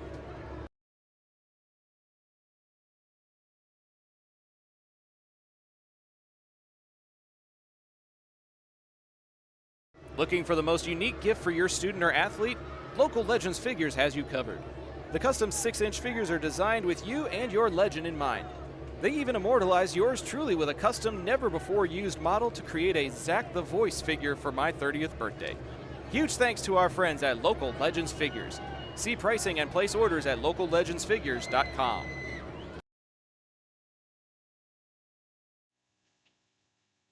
Welcome back to the top of the 4th inning from Irving MacArthur High School. Irving ISD hosting this area round playoff series. This is game 3, the rubber match between the Colts and the Hebron Hawks. Hebron won the first game on Thursday night. The Colts bounced back last night behind Danny Bustamante and won that ball game decidedly. And now we got to play game 3 to decide who'll go on to the regional quarterfinals next weekend. Winner of this series will face either Keller or Odessa Permian. That game is just about to get underway. It's a 1 p.m. first pitch for them. So they will know who they'll face before we will. Leading off for the Hebron Hawks, Quinn Bergman, the DH, Austin Nicholson, the shortstop on deck, and Belknap in the hole. Bergman steps in the first pitch from Hensley as a called strike 1. Bergman, Nicholson, Belknap, 1, 2, 3 for Hebron. Hensley comes set. The 0-1 pitch. Outside, ball 1. Taylor did a good job snagging that one. Solid defensive performance as usual from JT. 1-1 pitch from Hensley. Catches that outside corner for strike 2. 1 ball and 2 strikes to the leadoff batter, Quinn Bergman.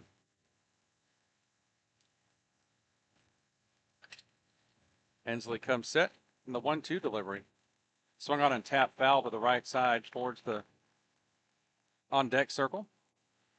Count will stay, 1 ball and 2 strikes. Yeah, right-handed hitter off the nub of the bat going to that first base dugout occupied by the Hawks. Another 1-2 pitch.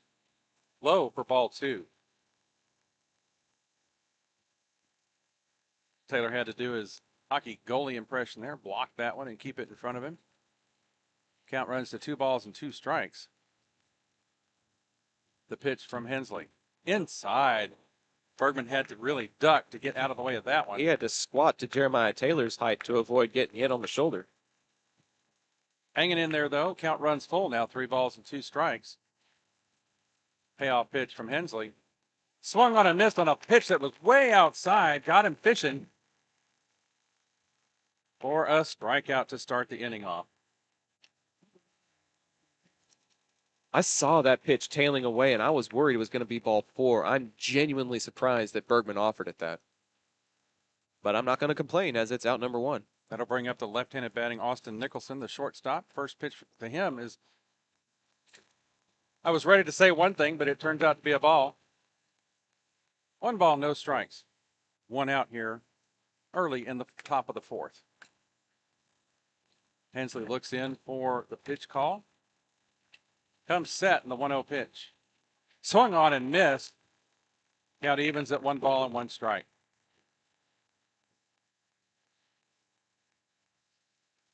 Nicholson takes a practice swing, steps back in. The 1-1 pitch from Hensley gets away from Taylor this time over to the Colt on deck circle. Nobody's aboard, so Corbin Quiros comes out and retrieves it.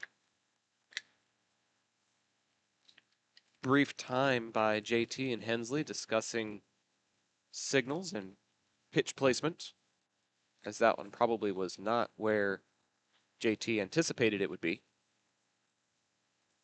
Everybody resets. Count 2 balls and 1 strike to Nicholson. Hensley set in his pitch. Inside. Ball 3. Little overcompensation there. He went too far outside on the last pitch, goes too far inside this time. Hitters count here to Austin Nicholson, the shortstop. 3-1 delivery. Swung on and hit to the left side, left field. Axel Alvarado on his horse, makes a dive and makes the catch, but it pops out on the dive, but the third base umpire is making the out stand, saying that the ball skittered away on the transfer, and that's a fly ball out to left field. A long fly out and a lot of range shown there by Axel to record the F7 and out number 2. Great defense backing up Hensley there. Lost his hat and everything on the tumble as he dove forward to make that grab. Good play by Axel. Brings up first baseman Gage Belknap with 2 outs. Off of his arm. They say it went off his elbow. He'll take up position at first base on the hit by pitch.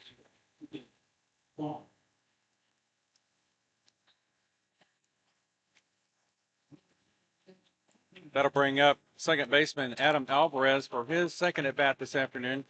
Alvarez flew out to center field his last time up. Was part of that big double play that Gannon Howard made the diving catch and then got the throw to pick off the runner trying to get back to second base.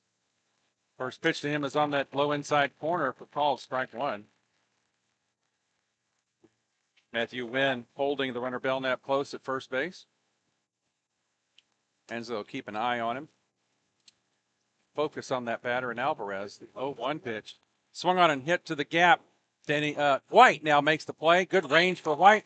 Tosses it to Wynn, and that's the 3rd out of the inning.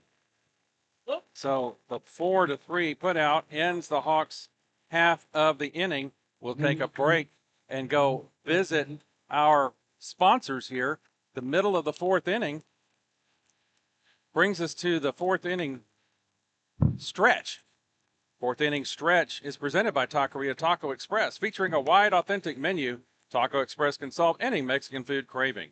Order online to collect points for free food or get 5 tacos and a large agua fresca on Taco Tuesdays for just $10. The 4th inning stretch brought to you by Taqueria Taco Express. We'll be right back. Taqueria Taco Express is now the official taqueria of Zach Arnold Productions. They feature 3 convenient locations, including 2 in Arlington and the original site on the Grand Prairie border at I-20 in Great Southwest. Their Taco Tuesday special includes 5 tacos and an agua fresca for just $10. Made from scratch with authentic recipes, you can place single or bulk orders online by going to taqueriatacoexpress.com. If you're a small business owner looking for reliable insurance coverage or perhaps just navigating the complexities of Medicare, look no further. Chapman Cornelius Insurance Services is a family-owned, independent agency with over 50 years of experience, specializing in tailored insurance solutions for small businesses and their owners. Whether you need property, liability, commercial auto, or even life and health insurance, their agents can help you feel secure in selecting the insurance you need. Call April Chapman or Jason Ott today at 817-265-3346. Welcome back, fans, to the Colt half of the fourth inning here in the area round series, game 3 between the Arlington Colts and the Hebron Hawks. Score currently, Hebron 2, Arlington 0. Bryce Pacheco on the mound for his fourth inning of work here in the bottom of the fourth. The Colts will be sending up their 4, 5, 6 hitters to the plate. Matthew Wynn leading off. Abe Alvarado on deck. And Axel Alvarado, the left fielder, is in the hole to start this half inning. Brother and pitcher battery talking to each other before they start throwing to Wynn. Bryce Pacheco on the mound. Braden Pacheco behind the plate. And the first pitch to Wynn. On that inside low corner for a called strike one. Wynn with a pop to third base in foul territory, his first at bat. The 0-1 delivery. A little bit inside for ball one. Count evens for Matthew Wynn. The Colts need to get some bats rolling here, Zach. Gotta get some run support. Good defensive support. Couple of double plays. Great diving grab by Alvarado in left. That hits right past the shortstop Nicholson into left field for a leadoff base hit for Matthew Wynn. Instead of an announcer's jinx, it's some announcer's manifestation as Wynn collects the base hit to lead things off. That'll bring up Abe Alvarado, the third baseman for tonight's game. This afternoon's game, sorry. We're in the middle of the day here for game 3. We've been playing in the evenings too much. That's just part of our phraseology now. Belknap holding Wynn on close at first base, and the first pitch to Abe Alvarado. I can still feel the wind blowing off that bat as he swung and missed. Big cut there for strike one. He does have a home run this year, but it hasn't happened since the Haltom game where Danny Bustamante had that perfect game. Yep, London went yard, and Abe followed him right after that. That pitch swung on and missed also. See, he's going big cut, Yeah. But Pacheco is countering by going off speed, and he's out in front of it. AB quickly down in the count. No balls, 2 strikes here with nobody out. Matthew Wynn at first base. Pacheco takes a look at Wynn at first. Comes home with the 0-2 pitch. A little bit low. I feel like that one may have been called before today. 1 ball, 2 strikes to Abe Alvarado. Pitched last night's the Thursday night game. Been holding down the hot corner since then. 1-2 pitch coming home. Curveball hangs high, never does break. Inside and neck high for ball 2. Inches away from clipping him on the shoulder. He's able to spin away from it, though. 2 balls, 2 strikes now to second batter of the inning, Abe Alvarado. Pacheco set. The 2-2 pitch. Swung on and hit to the gap. P.J. Creighton dives, makes the catch, throws, has time to throw across and get A.B. for the out. Good job there by P.J. Creighton to dive, collect the ball, pop up, and still make a good throw. Yeah, that was headed to the gap. It looked like it might get through. Creighton dove for it. Matthew Wynn was already about to make it to second base. So he went for the surefire out, but it does move Wynn into scoring position for the young man who has been pretty hot as of late. Axel Alvarado takes the first pitch as a ball. Matthew Wynn now out at second base in scoring position with only 1 out here in the inning. Axel got a single and was 2 for 2 at the plate yesterday. See if that hot bat can continue. That next pitch is a little high for ball number 2. 2 balls and no strikes here to Axel.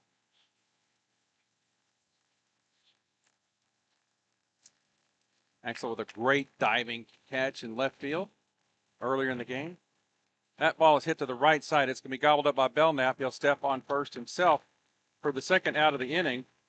3 unassisted, or first base unassisted, and that'll push Matthew Wynn over to third base. Colts have had some 2-out action this year where they put some runs up with 2 outs. Would like to see that happen here with Jeremiah Taylor stepping into the batter's box. Taylor a pop to the shortstop his last time up. First ball hitting. Pacheco's first pitch to JT. Swung on and hit the left side, but it's going to go foul. Had some good trajectory on it. That was a big swing, but he just hooked it too far to the left. Left fielder Bonner is nowhere near that left field line. If he can get it over the head of Creighton, that's a double at least. 0-1 pitch from Pacheco. Swung on and popped up behind us for strike 2. No balls, 2 strikes to Jeremiah Taylor.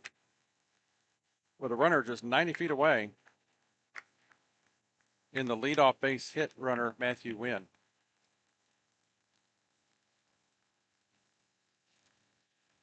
Pacheco resets on the mound with a new ball in hand.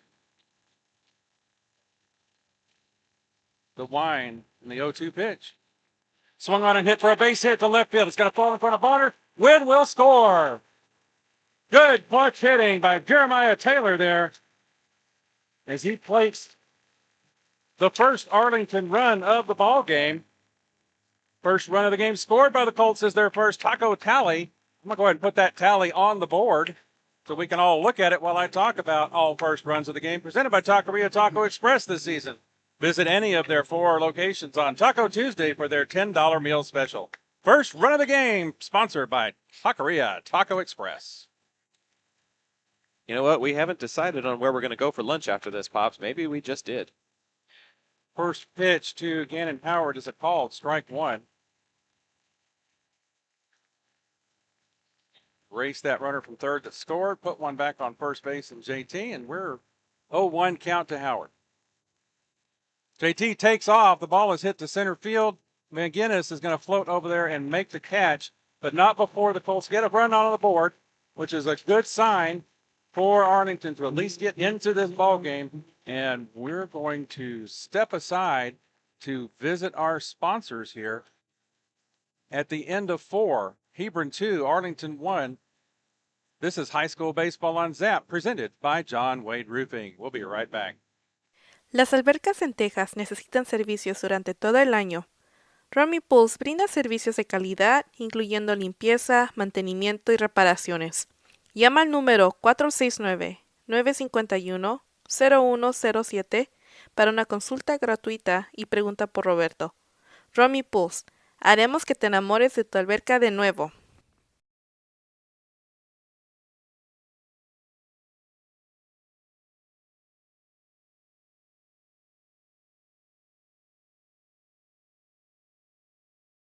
Hey Arlington residents, if you're like me and tired of rising insurance rates, then it's time to make the switch to Chapman Cornelius Insurance Services.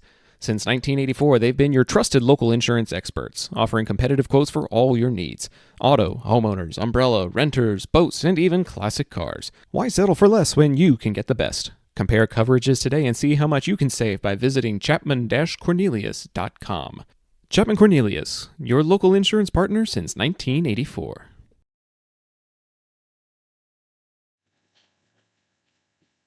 All kinds of drama in a winner-take-all tiebreaker Game 3 on this beautiful Saturday afternoon. Alongside my pops Doug, I'm Zach Arnold, a.k.a. Zach the Voice, excited to be bringing you this area-round coverage. The winner of this game advances to the regional quarterfinal. Arlington hoping to go there for the first time since 2011, back when I was still in high school. That's the last time Arlington made it 3 or 4 rounds deep into the postseason. They've made the playoffs every year except for the COVID-shortened year under the direction of head coach Brian Womack. Assistant coaches are Heath Crosno, David Barrientos, and Christian Alvarez. A full complement of coaching staff coming out for this ball game, as well as a full complement of umpires. Although there have been questions about whether some of them may need to visit your local eye care doctor. Yeah, we don't want to play. We don't want Randy Russ to play something like Three Blind Mice. We might get tossed. That's happened before. That's happened before at the minor league level. Mason Hensley is back out in relief of London Prater. It should be the catcher, Braden Pacheco, leading things off for the Hawks. In my opinion, it should be a 1-1 tie instead of a 2-1 ball game, but at least the Colts are on the board, as you mentioned, Pops, and hopefully they'll have a little bit more opportunity as Pacheco looks at ball one low and away.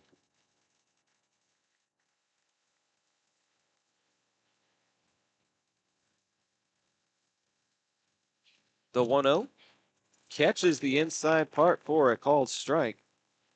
Looked a little bit low from this vantage point, but man in the black shirt's a lot closer to that plate than we are.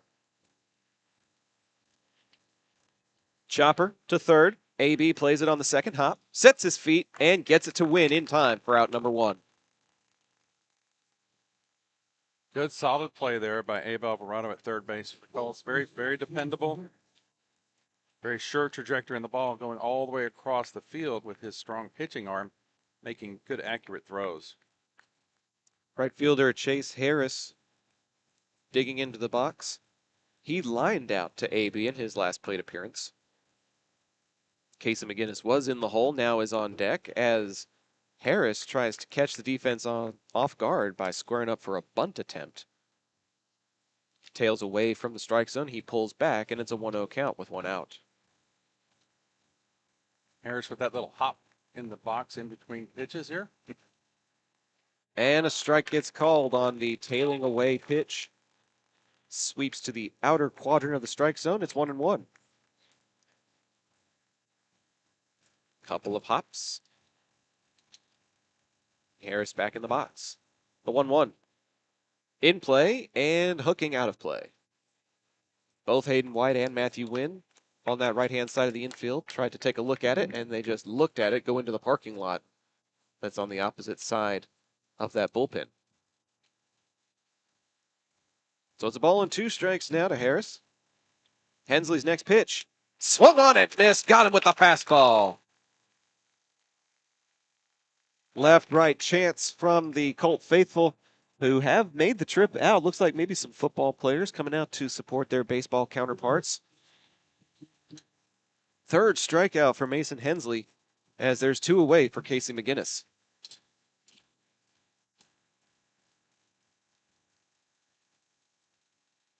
First pitch to him, low and inside for ball 1. Hensley with that good following from the football players that were his comrades on the varsity football team. Dual sport athlete. The 1-0 catches the corner again, strike 1. Looks like he's found that outside quadrant as he's getting that call a lot more consistently in the last couple of innings. If the umpire will call it out there, keep throwing it there. The 1-1.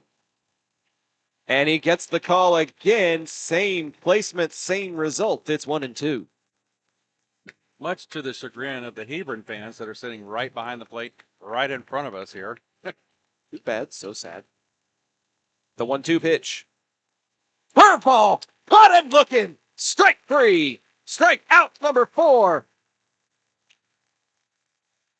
And it's back to the bats for Arlington in a very quiet 1-2-3 half inning for the Hawks. We're headed to the bottom of the 5th. Colts looking to tie this thing up. High school baseball on Zap, presented by John Wade Roofing. We'll be back right after this. John Wade Roofing is celebrating 40 years serving the Arlington area. John Sr. played for Colt football and was the team MVP in '76. He went on to play for TCU, earning all conference honors. The family has a Colt legacy that spans generations and wants to help your family's roofing needs, plus gutters, painting, solar, and more. For more information, go to johnwaderoofing.com. Page's Pretty Roots is a Texas-based small business where you can discover handcrafted treasures designed to nurture your body and soul. From custom t-shirts that showcase your unique style to nourishing sugar scrubs and moisturizers made with love. Whether you're looking for a fun fashion statement or all-natural self-care, you'll find something special here. Shop now and experience the magic of handmade. coming back. Back to action here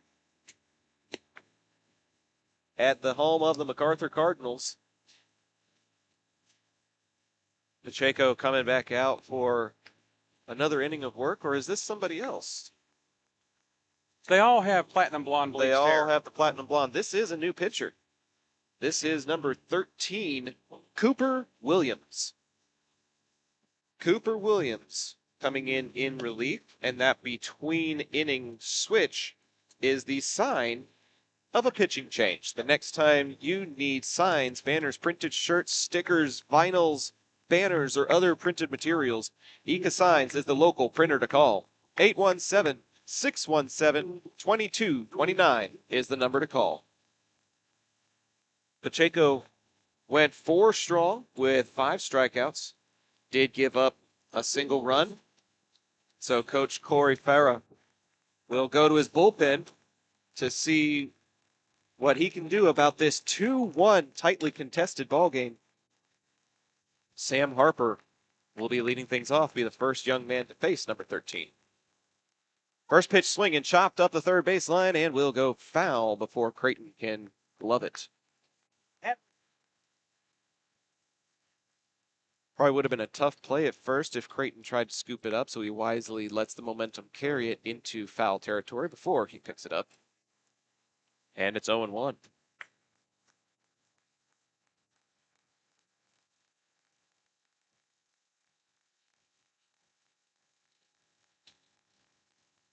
The 0-1.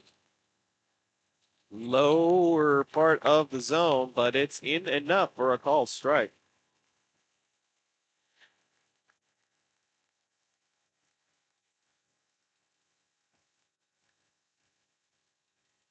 Nothing in 2. Called strike 3. Got him looking. Pop, we've also got a new catcher. Pacheco brothers are a tandem unit, so when one goes out, so goes the other. Williams now on the mound, throwing to the regular catcher we've seen in the previous 2 games, number 21, Gavin Cheney, now behind the plate.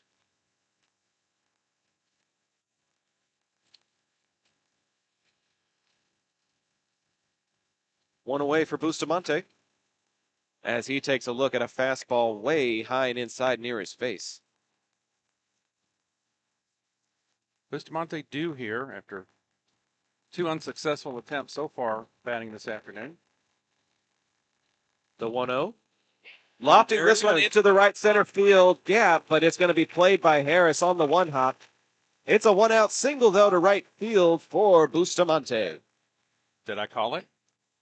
You said he was due. He listened to And me. he collects as the pitcher, Mason Hensley, comes aboard with 1 on and 1 out. Lofting it over the second baseman Alvarez's head. It was a softly hit single, though, not sharp enough to go all the way to the wall. As ball 1 is chin high. Cheney jumping up from his crouch there to try to prevent Bustamante from a stolen base. Belknap covering that bag as a strike is called on the next pitch to Hensley. 1-1 to him now. We'll see just how aggressive the Colts want to be as Williams checks in on Bustamante. Not even a tag applied, though.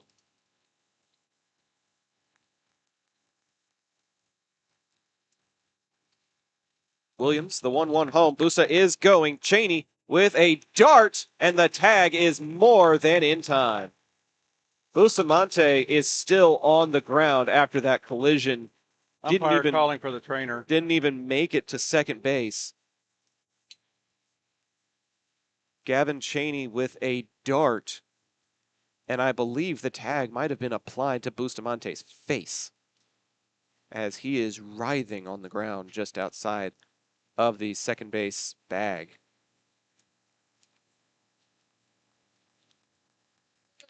He is sitting up now on his own power, but there are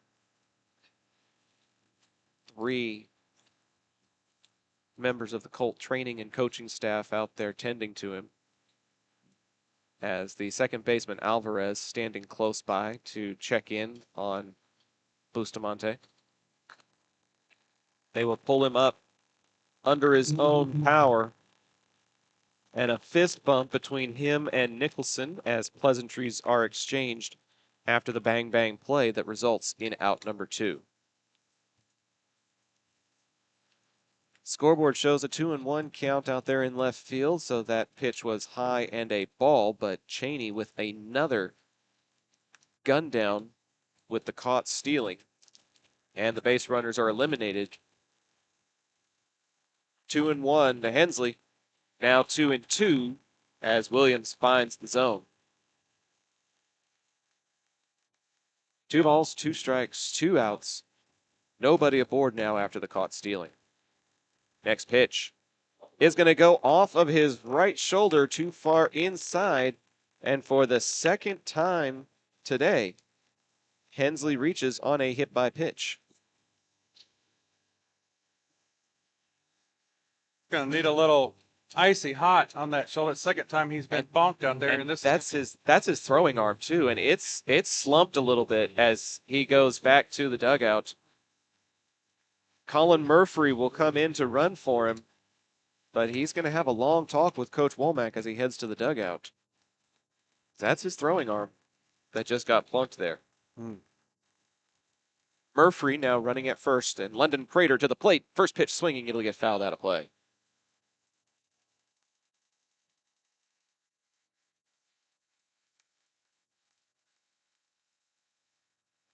Should I try it again? Prater also due at the plate this afternoon. He's 0 for 2 on the day as well. Also due, as you put it. 0-1. Offers it this one, and it will loft out of play as well. Quickly in the hole, 0-2. Seen a couple of pitches that he likes, hasn't been able to put them in the field of play. That's an 0-2 count with 2 outs, as there's some encouragement from the Colt faithful telling him to try to find the gap. Williams comes set. And the 0-2 delivery catches the outside corner. Called strike 3. Williams records his second K and gets Arlington to go down quietly. We're through 5 complete. It's a 1-run ball game as we head to the 6th. This is High School Baseball on Zap, presented by John Wade Roofing. We'll be right back. Hey Arlington residents, if you're like me and tired of rising insurance rates, then it's time to make the switch to Chapman Cornelius Insurance Services. Since 1984, they've been your trusted local insurance experts, offering competitive quotes for all your needs. Auto, homeowners, umbrella, renters, boats, and even classic cars. Why settle for less when you can get the best? Compare coverages today and see how much you can save by visiting chapman-cornelius.com. Chapman Cornelius, your local insurance partner since 1984. Taquería Taco Express es la taquería oficial de Zach Arnold Productions. Extraordinaria y auténtica comida mexicana, aquí encontrarás el mejor menú para el paladar más exigente. Puedes visitarlos en una de sus 3 sucursales ubicadas en Arlington y en Green Prairie. No te pierdas de su grandioso especial todos los martes, Taco Tuesday, de 5 tacos y un agua fresca por solo $10. Para encontrarnos o hacer un pedido, visítalos a su página web taqueriatacoexpress.com.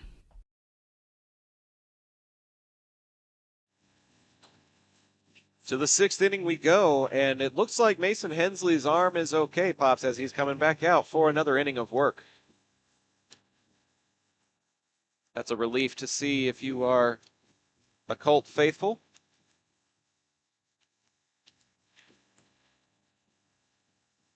McGinnis was retired on the backwards K to end the previous inning, so it'll be Landon Bonner, P.J. Creighton, and Quinn Bergman that'll be guaranteed an at-bat here in the 6th.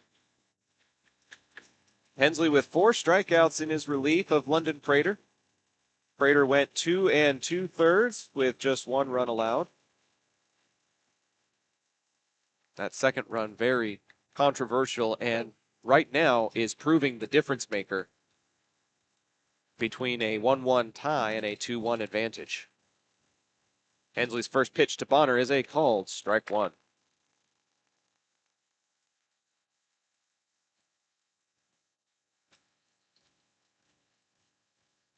Hensley quick back to the plate. Chipped foul, and it'll go behind him. Bonner's behind in the count 0-2. Got a single to right field, but nothing came of it. Umpire needs some more baseballs here. Asks for them to be brought back early. Creighton had a couple of them in the on-deck circle with him. Gives them to Jeremiah Taylor. Gives them to the umpire. And the 0-2 is away for ball one. I like that pitch, though. It's a tailing away pitch on the opposite side of the plate. See if he'll offer at it. He just laid off that time. 1 ball and 2 strikes now. Hensley just below the knees, and it's ball 2. Where was that pitch? Colt dugout chirping. Womack hot again. He's not a fan of this officiating crew. Time gets called by Bonner as Hensley delivers. He wasn't granted time. That should be ball 3. That's ball 3. The umpire did not grant him time. He just walked away, and it should have been a wide open strike. As an umpire, if a player just walked out of a box like that, yeah, I rung him up.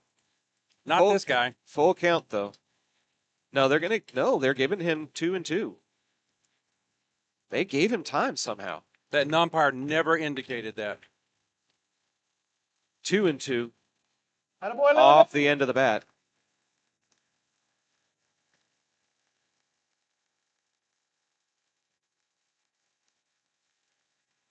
Umpire signaling 2-2. Just not right. And there's ball 3. Full count now. To the leadoff man, Landon Bonner. Payoff pitch. Fouled into home plate and then behind everybody. And it'll stay 3-2.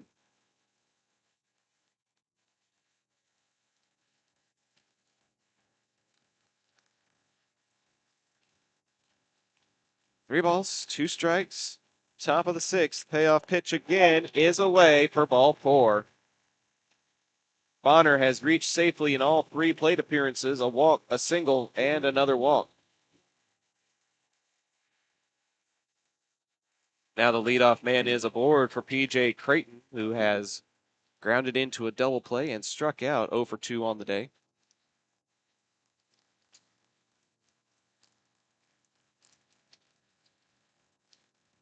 He was also 0 for 3 in last night's game, so his bat has not been the most awake. He'll square up for a bunt here, and Hensley will only have the play to first as Bonner rounds second, and he will stay there. Hensley with the 1-3 for the Sac BU.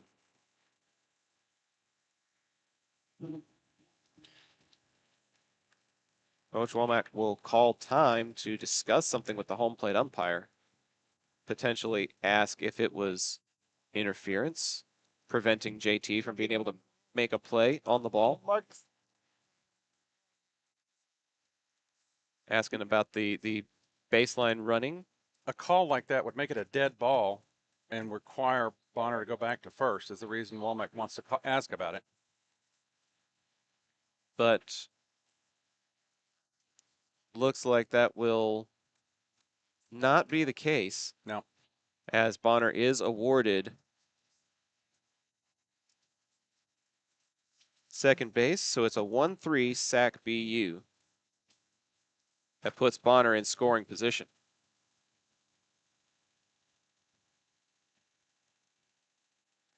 Curveball drops in for a called strike 1 here to Quinn Bergman as the defensive shift takes place. AB coming up the third baseline as Bustamante shifts over to cover third base. Anticipating a potential bunt play here. Now it may be Wynn that charges first base instead. And Hensley can't get the call on the outside corner. It's a ball and a strike. Inconsistent. Mm-hmm. And the Colt faithful letting him hear it.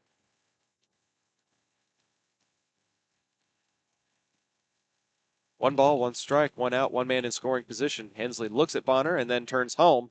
This is a chopper. And JT will elect to go to third, and they will get Bonner at third base. Great hesitation by JT, and he deked out the freshman, and he's out at third.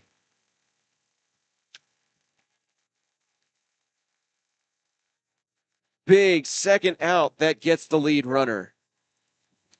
A 2-5 fielder's choice retires Landon Bonner.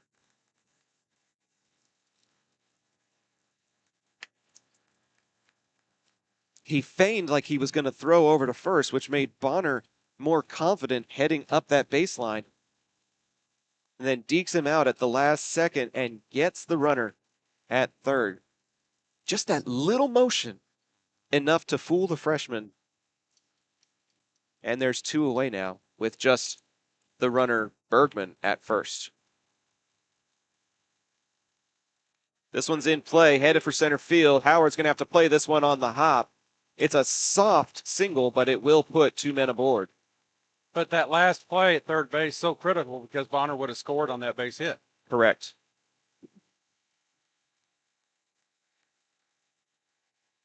That was Austin Nicholson who got that single to center field. And that'll take us to Belknap now.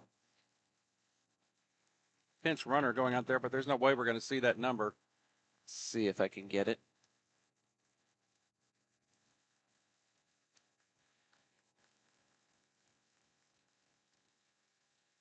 He's squatting, so I can't really tell. He's stretching out. 11. Cole Gannetti is what Randy Russ says, so that's what I'm going to run on as well. Gannetti now at second, Nicholson at first for Gage Belknap. Hensley's first pitch to him. Swung on and missed for strike 1.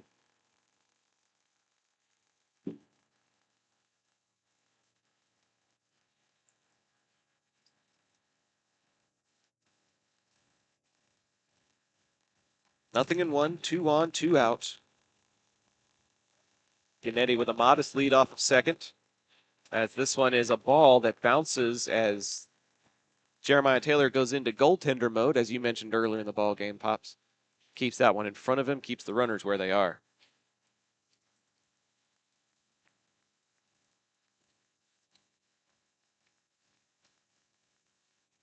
Hensley wants to cycle through the pitches. Belknap got tired of waiting, and he'll call a brief time.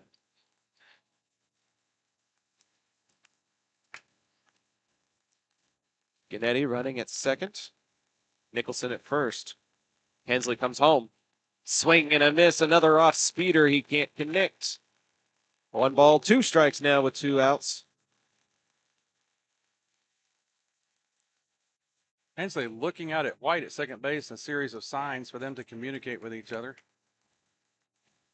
Be great to see Hensley bring it here and get out of this inning unscathed. The 1-2 home.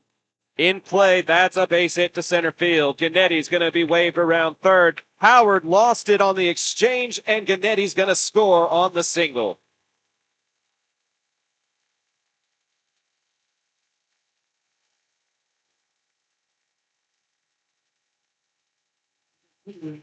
Just tell me to keep my big yap shut, Frank. 3-1 the score now, as Adam Alvarez digs into the left-handed batter's box. Still 2 on and 2 out.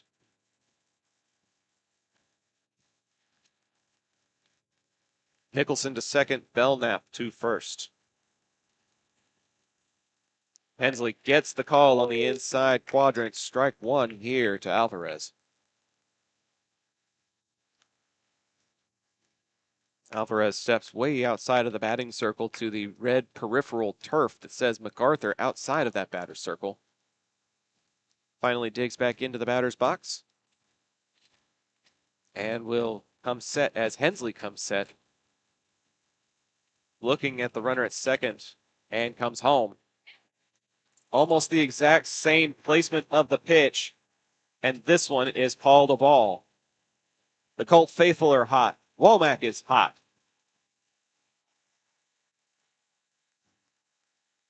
Even the Hebron fans are going, oh my gosh. Can't believe we got away with that one. 1 ball, 1 strike. Hensley turns and fires. Chopper to first. This one's playable for Matthew Wynn, and he'll field it in foul territory for strike 2. Runners will return. And we'll do it all again. 1 ball and 2 strikes to Adam Alvarez, 0 for 2 on the day. Hensley would like to make it 0 for 3.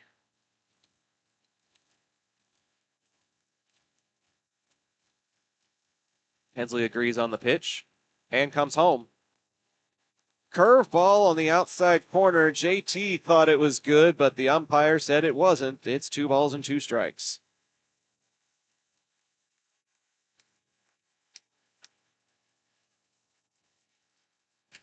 So it's a 2-2 count now to Alvarez. Hensley looks at second and comes home. And that one will get fouled off the end of the bat and go towards the third base batter's circle. Quiros comes out and underhands it to JT, gives it to the umpire, takes a quick look at it, puts it in his bag on the right hip, and Alvarez digs back into the lefty batter's box.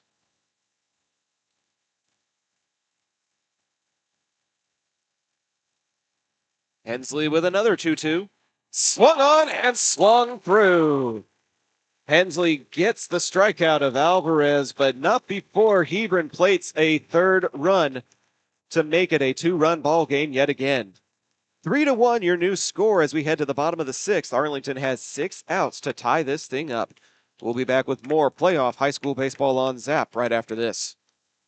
Zach Arnold Productions is proud to service the greater Arlington and DFW area. With experience in broadcasting, podcasting, web series, public address, marketing, and public relations, Zap can help you tackle any modern communications task. Whether you need an announcer for your sporting event or just need help proofing a press release, be sure to call 817-319-2402 to see how you can find energetic media solutions for your task with Zach Arnold Productions. Local Legends Figures immortalizes your athlete's achievements for a lifetime. Featuring 6-inch figures with poses in football, baseball, band, hockey, even lacrosse. Local Legends makes every effort to show their likeness down to every possible uniform detail. To order your custom figure, call 817-681-0319 or email orders at locallegendsfigures.com.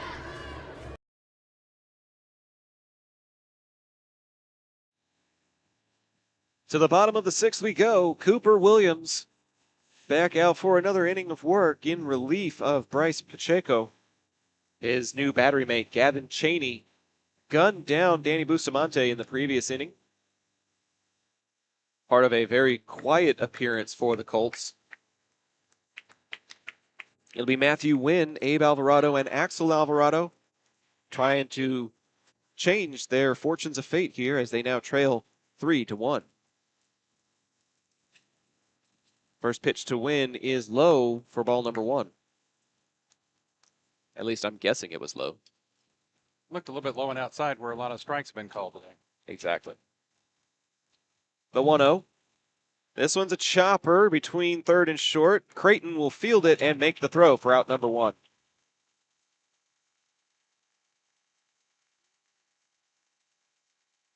Not as sharply hit as his single that he got to left field that went between the two defenders. Creighton able to corral that one, make the throw across the diamond, and there's one away for Abe Alvarado.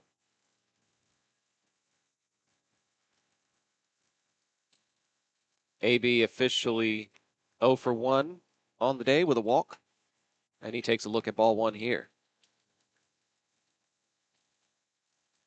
The 1-0 is now 2-0. After that one goes too low. So too high, too low. Let's see if this is the Goldilocks pitch just right. Next pitch is down the middle. AB looked like he was taking the whole way, and it's strike number 1.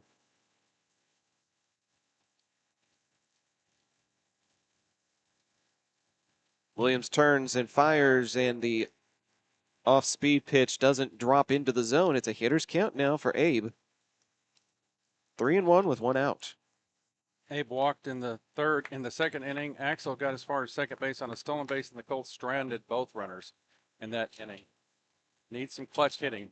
The 3-1 catches the corner. Abe was ready to go down to first base, and he'll have to retrieve his bat. He was tossing it towards the dugout, and a little bit of a walk of shame as he steps just outside the M of MacArthur that surrounds the home plate circle. Picks up his bat and comes back into the righty batter's box for the payoff pitch. Cooper Williams delivers, and Abe can't connect. Strikeout.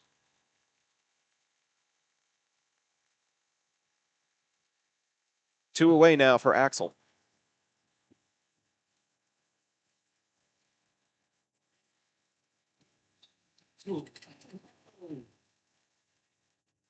Axel digs into the left-handed batter's box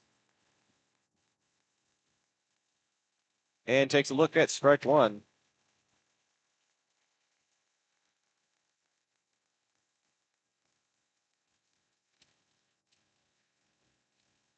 Next pitch. That one's off the end of the bat, headed for foul territory. Creighton giving chase and will not be able to catch up to it. 0-2 now to Axel Alvarado.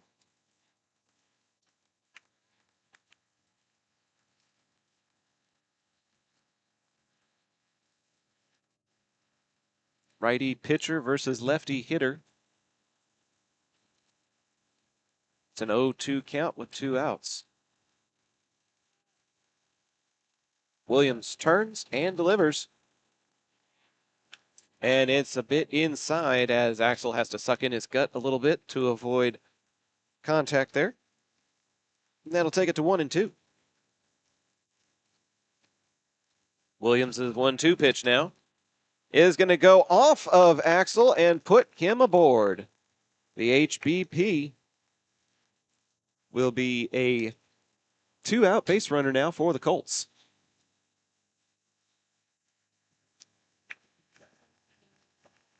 Jeremiah Taylor got a single and plated the only run of the game for Arlington. Reached third base twice in yesterday's action. Colts need a little bit of a 2-out rally to give themselves some momentum to go into the 7th with. Currently trail 3-1 after Hebron plated a run in the top of the 6th. First pitch to JT, swung on and missed, couldn't connect on the off speed, a little bit out in front of it. It's strike one.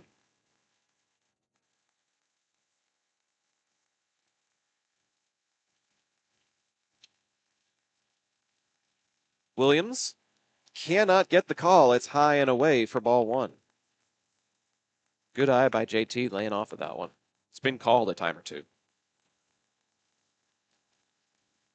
Williams is 1-1. Tails away too soon. That's ball two. Yeah, it makes it hard on your batters to know when to swing and when to lay off when the pitches are inconsistent on that outside corner. 2-1 the count now. Next pitch. Ball three, and Cheney didn't like how far Axel Alvarado got off of the bag. Gets up and does a little pump fake towards Belknap at first, but he'll hold on to it. And it's 3-1 now to JT. Hitters count pitch, and he swings, headed for foul territory. And it is going to be grabbed on the backhanded shoulder in foul territory by Belknap. And the FO3 will end the Colts' half of the 6th. We're headed to the 7th. Arlington needs to keep the score what it is in order to have a chance in the bottom of the 7th. We'll be back with more playoff high school baseball on Zap, presented by John Wade Roofing after this. A-frames that bring their A game. The next time you need to get your brand out to the community, go with the printers who are in your community, Ika Signs.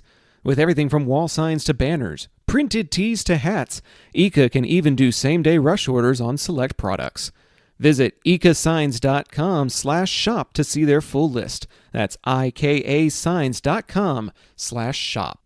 Ika Signs, a partner of Zach Arnold Productions.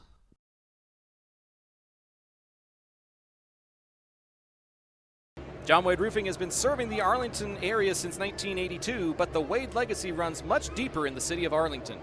A pioneer family that has had roots going back decades, John Wade and Company saw relatives attend the Cooper Street Arlington High campus and has had members play in Colt athletics for decades, and they're looking forward to serving this community for decades to come.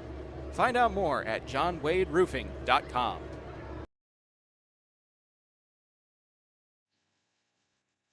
To the 7th inning we go here at MacArthur High School. Alongside my pops Doug, I'm Zach Arnold, bringing you this area-round critical Game 3 between the Colts and the Hawks. Hebron with a controversial run scored, but then gets a third run in the 6th inning. And that provides the margin that you see on the scoreboard right now of 3-1. Arlington has gotten some men in scoring position, but has not been able to bring them home as consistently as they would like. Mason Hensley coming back out has been solid in relief of London Prater. 5 strikeouts on 55 pitches. And he'll be trying his hardest to keep the score what it is, as the 8th spot hitter, formerly Braden Pacheco, now occupying the battery mate position, is Cheney. He'll be taking his first cuts of the day, followed by Chase Harris, and then the top of the order in Casey McGinnis.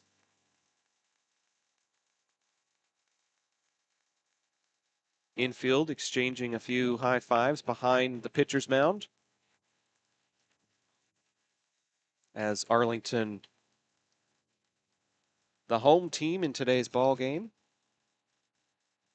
takes the defensive positions for the top of the 7th, as Cheney digs in for his first at-bat of this Saturday afternoon. First pitch to him is inside for ball 1. Cheney was 0 for 2 yesterday with a strikeout and a lineout.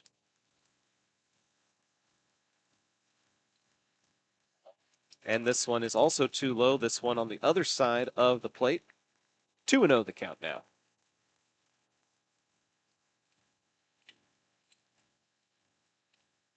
The 2-0 pitch is low and away, and that's ball 3 now. Cheney ahead in the count will probably put the bat on his shoulders, dare Hensley to bring one over the plate. He does, and he does indeed. Exactly as predicted, a 3-0 count, now 3-1 with a strike over the middle. Hitter's count pitch. Called, strike 2 on the outside corner. Cheney shakes his head once to the left in disagreement, but the count runs full. It's 3-2. Hensley trying to battle back. Payoff pitch. Chopper, foul. Was headed towards third base and then just kept hooking, and bouncing too far to the left. And the at-bat stays alive.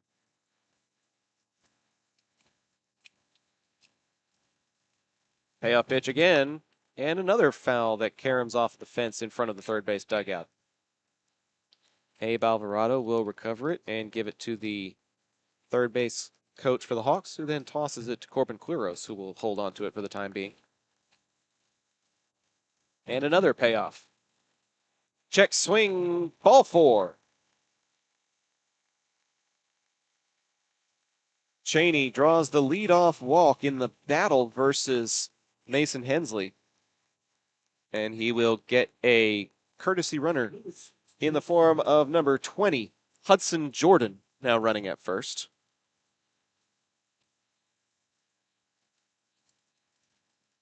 And now Coach Womack coming out. First Not- visit. Not Coach Crosno. Coach Womack has been handling business himself lately.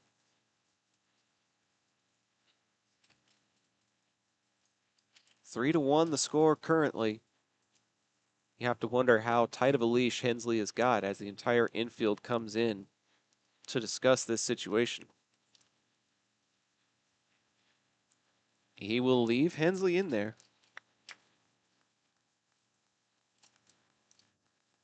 But Hensley has gone up to 63 pitches, says the scoreboard out there in left field. If a runner makes it to scoring position, you have to wonder if that leash tightens a little bit. The 8-hole hitter is aboard in the form of Cheney drawing the walk, and now the runner, Hudson Jordan. Courtesy running for him. First pitch, bunt is squared up for and gets fouled straight back into the netting.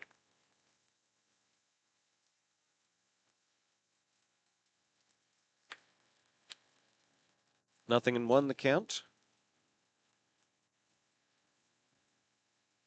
Nobody out as Harris takes his couple of hops and goes back into the righty batter's box. Bunt squared up again to Alvarado. He'll turn and make the throw to first in time, and the sacrifice is successful for out number 1. Probably might have had an opportunity to go to second, but elects to get the surefire out on the 5-3. I think he thought about it just for a second. He took a glance at the runner and saw he was more than 3/4 of the way there. Went for that sure out at first. Which wasn't very sure because Harris was charging up that baseline. That little hesitation might have cost a base runner if AB had hesitated by even a half a second more. So a runner in scoring position now for Casey McGinnis as he takes a look at ball 1, breaking pitch that never broke into the zone.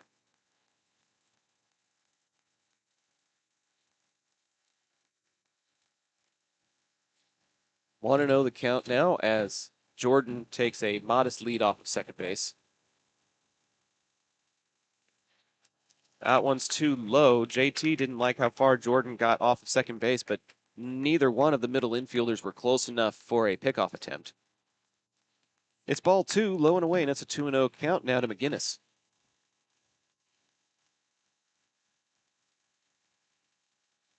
Hensley turns and fires, and that one will get fouled off for strike 1.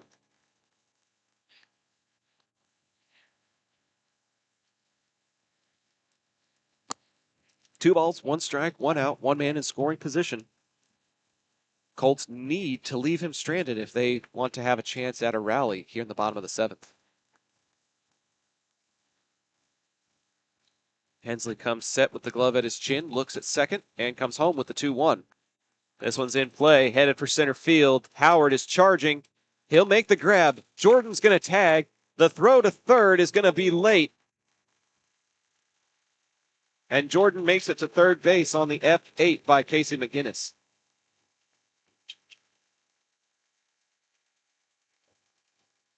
So the leadoff walk now 90 feet away from being the 4th run of the game. Landon Bonner, who has reached safely in all 3 plate appearances, 2 walks and a single to right field. Digging into the lefty batter's box to face Hensley.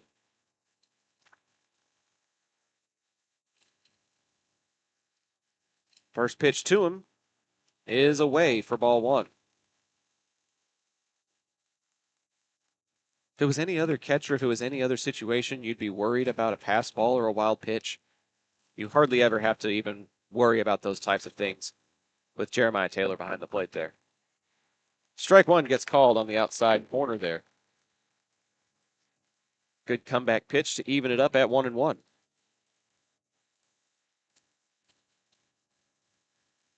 Hensley able to look straight ahead at the runner now, and he'll come home with a pitch that's low and away for ball 2. You wonder if they're maybe pitching around Bonner to get to Creighton, who has gone like 0 for 9 in this series so far. This one comes back too far inside, and it's 3-1 to Bonner. I think if you wanted to pitch around him, you would have just given him the free pass. Yeah. And not take the chance. Well, not take the chance and not increase Hensley's pitch count. He's up to 73 pitches now. Time gets called by Bonner, and this one's a more emphatic time call approved by the home plate umpire as opposed to Bonner's last plate appearance. He'll dig back in. Hensley will come set again with the glove to his chin. And the 3-1 is in play. 2, 3 hops to White. Fields it and fires to win for out number 3. A collective sigh of relief as that runner in scoring position is left stranded It's rally time for Arlington with the season on the line. Stick around for the exciting conclusion. Bottom of the 7th of high school baseball on Zap, presented by John Wade Roofing, is coming up right after this. Pools in Texas need servicing all year long. At Rami Pools, LLC, we provide quality pool services such as cleaning, maintenance, and repairs. So call 469-951-0107 for a free estimate and ask for Roberto. Rami Pools, LLC. We're going to make you fall in love with your pool again. Hablamos español.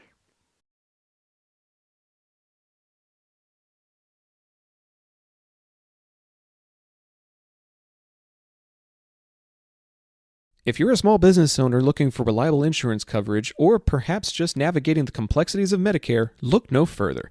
Chapman Cornelius Insurance Services is a family-owned, independent agency with over 50 years of experience, specializing in tailored insurance solutions for small businesses and their owners.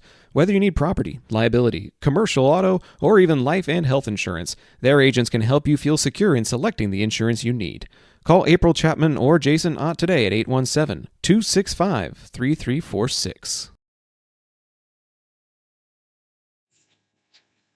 Welcome to the bottom of the 7th here at Irving MacArthur. It'll be the 8-9-1 spots in the Arlington lineup. Gannon Howard, Sam Harper, and then back to the top with Danny Bustamante. Cooper Williams is back out for another inning of work, trying to finish the job and send Hebron to the regional quarters. Howard will foul off the first pitch he sees. It's 0-1.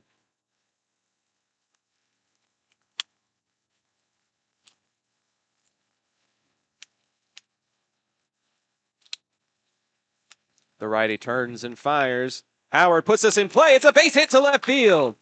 It goes past the dive of Nicholson and in front of Bonner, and it's a leadoff single for the long overdue Gannon Howard. Good strong hit there, just beyond the outstretched glove of Austin Nicholson at short and into left field where Bonner plays it back in. Good way to get the bottom of the 7th started off here.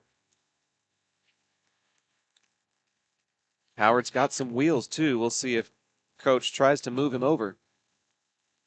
Harper, I did it now. Gannon Howard at first. Harper looks You know what it is? at ball one. Gannon Howard is standing right there in the spot above Harper. And I have a son-in-law named Sam Howard, but this is Sam Harper. Harper takes a look at a called strike to even the count at 1-1. Bottom of the 7th. Arlington needs to tie it to force extras or can walk it off if they can rally here. And the same pitch, same call, strike 2 issued to Sam Harper. He's been caught looking in both of his previous plate appearances. Needs to swing the bat here as the designated hitter. The 1-2. He does swing, and he's able to foul that one off the end of the bat and keep his plate appearance alive. Yeah, he wasn't going to take a chance on that outside pitch again. He's put the bat out there just to make a little bit of a contact.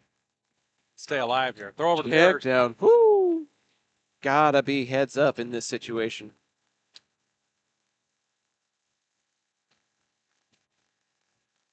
One and two again. Williams' delivery. Too low. A great eye by Harper laying off of that slider to bring it to 2-2.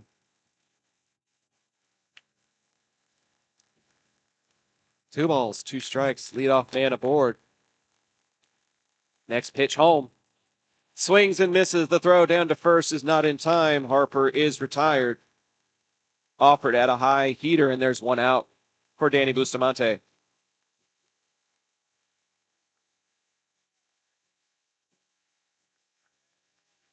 Season on the line. This young man showed that he's got the pop to send it over the fence in last night's game. One swing of the bat can tie it here. Angel Galarza in the chat. It's a do or die inning. First pitch off speed, drops into the zone for a strike one looking.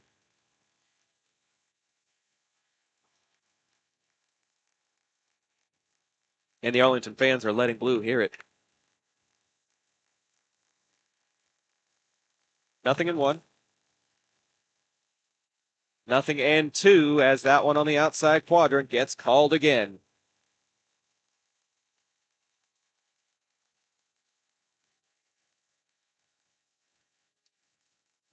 Bustamante digs back into the box.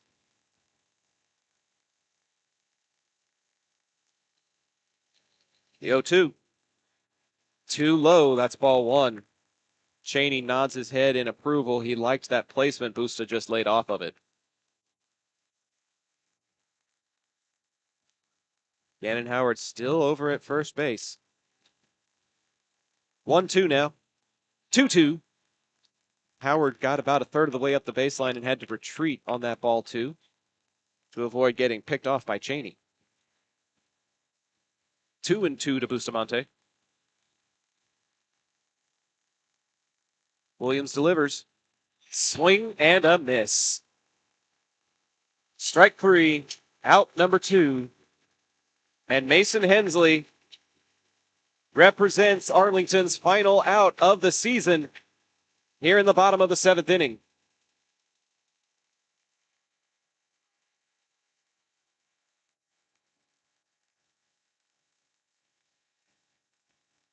Hensley into the left-handed batter's box to face the righty pitcher and takes a look at a called strike 1 on the inside corner of the zone. Unbelievable.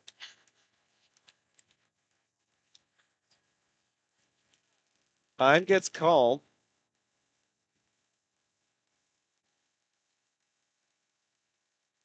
And now Williams assumes position. The 0-1. Low and inside for ball 1. It's a ball and a strike now to Hensley, who has reached on back-to-back hit by pitches. The 1-1. Too low, that's ball 2. Not exactly where Cheney squared up for it. And it's 2-1 now.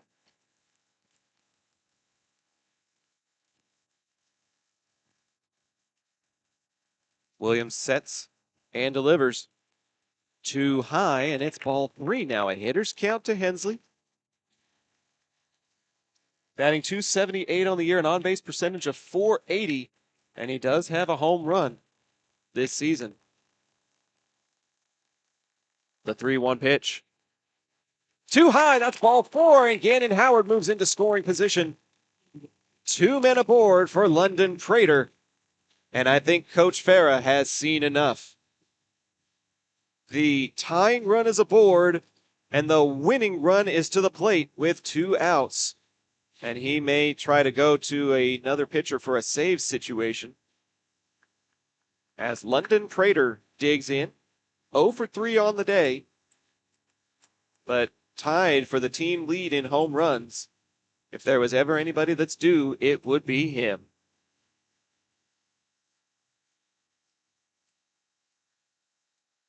Coach Womack with his hand on Prater's shoulder, and they're going to leave Williams in the ball game.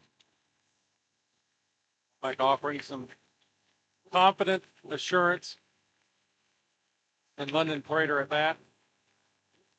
It's your heavy hitter against your closer.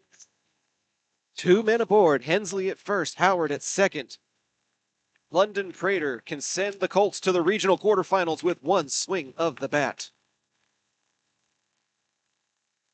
First pitch to him is too high for ball 1.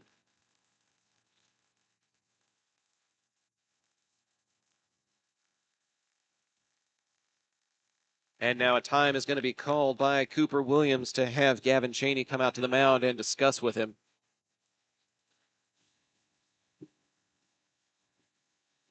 Tying run at first, winning run at the plate. It's a 1-0 count to London Prater, who has a .346 batting average on the year. And he'll take a look at a strike call on the outside quadrant of the zone. It's a ball and a strike.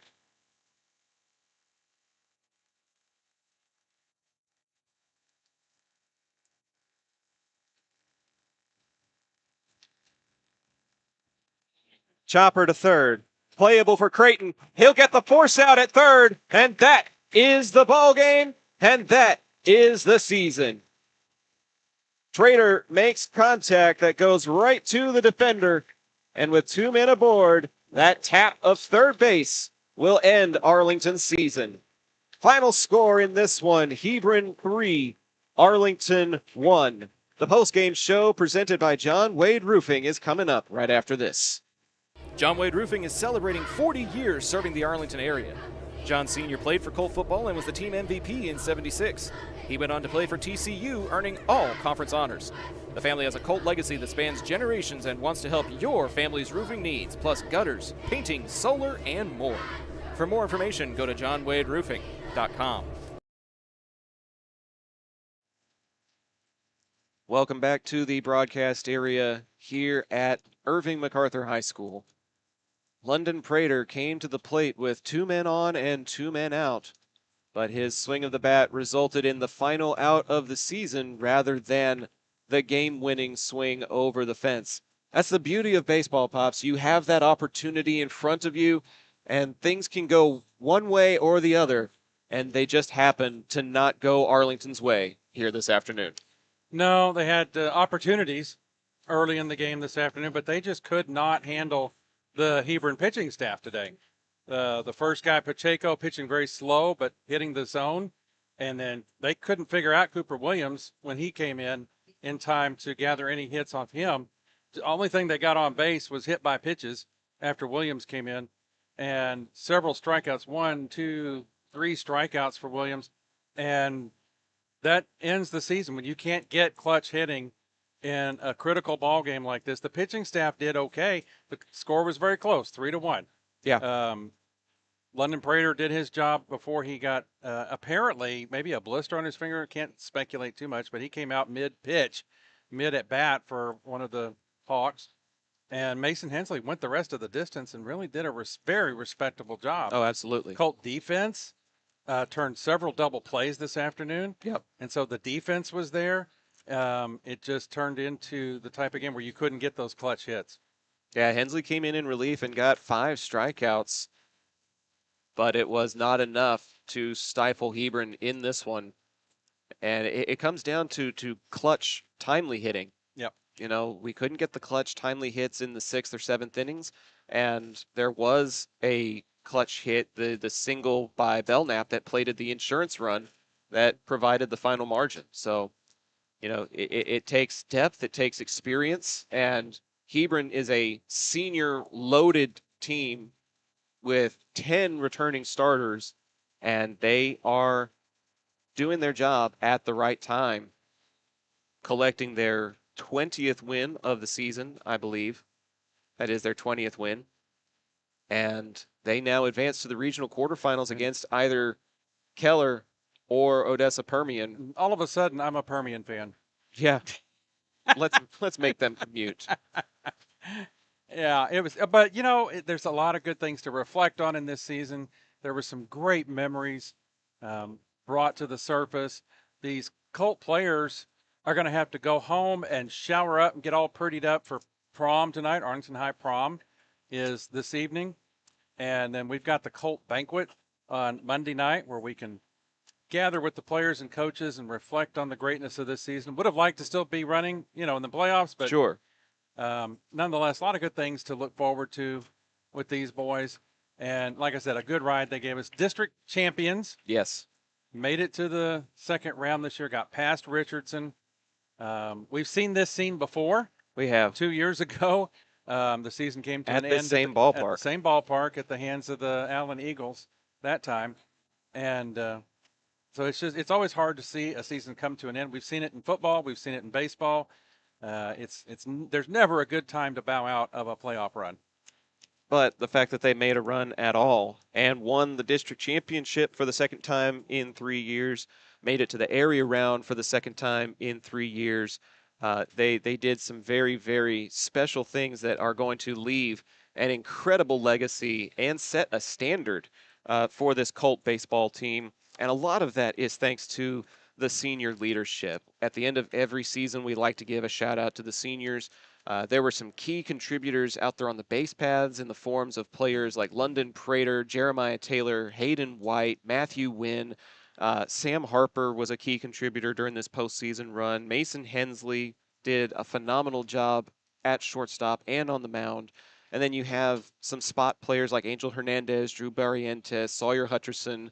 All of these young men were big contributors to this 2025 campaign. People that, even if they don't show up on the statistics, they show up every day to practice. They contribute. They work hard. They set a standard for the culture that Arlington High has established here under Coach Womack. Playoffs are the expectation. And now district championships are things that they should be contending for year after year. They got a share of the title last year with South Grand Prairie and Martin. They got it outright this year. They got it outright 2 years ago. There is a different standard at Arlington High baseball now, thanks to this senior class and thanks to the players that gave their all for this entire season. Yep, and also to mention the leadership of the coaching staff, Coach Brian Womack, Coach Crosno, creating a culture of winning and success here where, like you said, it's just expected now. And good things lie in the future for this ball club, and we hope to be there too going forward. We do indeed. One more time before we call it a season, the postgame show is presented by John Wade Roofing. John Sr. played for Arlington High and was their team MVP in 1976. He also played for TCU and UTA football, earning all conference and conference champion honors. After a stint with the Houston Oilers, he started roofing in 1982 and never looked back. His legacy on the gridiron is now matched by the legacy that the company has built in the community for over 40 years. The next time you have roofing needs or gutters, painting, solar, or more, call the family that does more at 817-265-5520. Pops, this season covering Arlington High baseball and Bowie baseball, and the upcoming season with the Diablo soccer team that we get to kick off in literal fashion in just a few hours. Those types of things would not be possible without your support, without Mom's support. I know my wife Edna was tuning in for a while. It takes a village to make something like what we do at ZAP possible, and I just want to publicly say thank you before we call it an evening. Well, it's an absolute privilege to be able to work alongside you and to have Mom at my side doing a great job producing this year and getting on air and making some insightful comments. I married a woman that knows sports.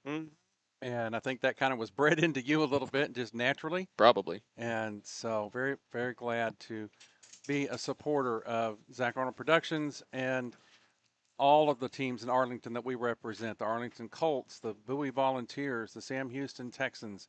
It's been a great football and baseball season that comes to a close here today in Irving, Texas. We also want to give a thank you to the other people that helped make these broadcasts possible, Jot Holly and Tim Costello. Key play-by-play and color commentary contributors. Jot also did some production and some camera work for us during the season. Without their contributions, we wouldn't have been able to expand to multiple teams of coverage like we did. And, there were some record-setting numbers. There were some fantastic calls. There were some exciting moments. Both teams that we covered made it to the postseason. There's a bright future for Arlington ISD and a bright future here at Zach Arnold Productions. Final score. Sorry, go ahead. No, I was just going to say just a bigger shout out and highlight to your leadership on this team, your vision, and your ability to manage all the moving parts so well while trying to maintain a 9-to-5. And we appreciate your efforts as well as we all support your vision for the future of Zach Arnold Productions. Final score in this one, Hebron 3, Arlington 1. One of those runs a little controversial, but final score is what it is. Season result is what it is. And we are getting ready to call it officially for the 2025 baseball season. Thank you all so much for your viewership this season, for your kind words and comments, for your financial support, for the travel that we were trying to do. Thank you to all of our sponsors that have taken care of us this season: John Wade Roofing, Ika Signs, Taqueria Taco Express, the PDA Advocacy Group, Romy Pools, Chapman Cornelius Insurance Services, Inc., Page's Pretty Roots. We had some amazing support, local legends, sports figures. Without them, we wouldn't be able to do what we do effectively either. So this community has stood behind us very, very well, and we're looking forward to football season in just a couple of months. But that is going to do it for us here at Irving MacArthur, and it's going to do it for us on the 2025 season. One last time for my Pops Doug, I'm Zach Arnold, thanking you for supporting local businesses and local broadcasters by tuning in to today's ball game. We'll see you, hopefully, for a Denton Diablos game here and there during the summer, and then we'll see you this fall for Arlington High football. Until then, have a great weekend and have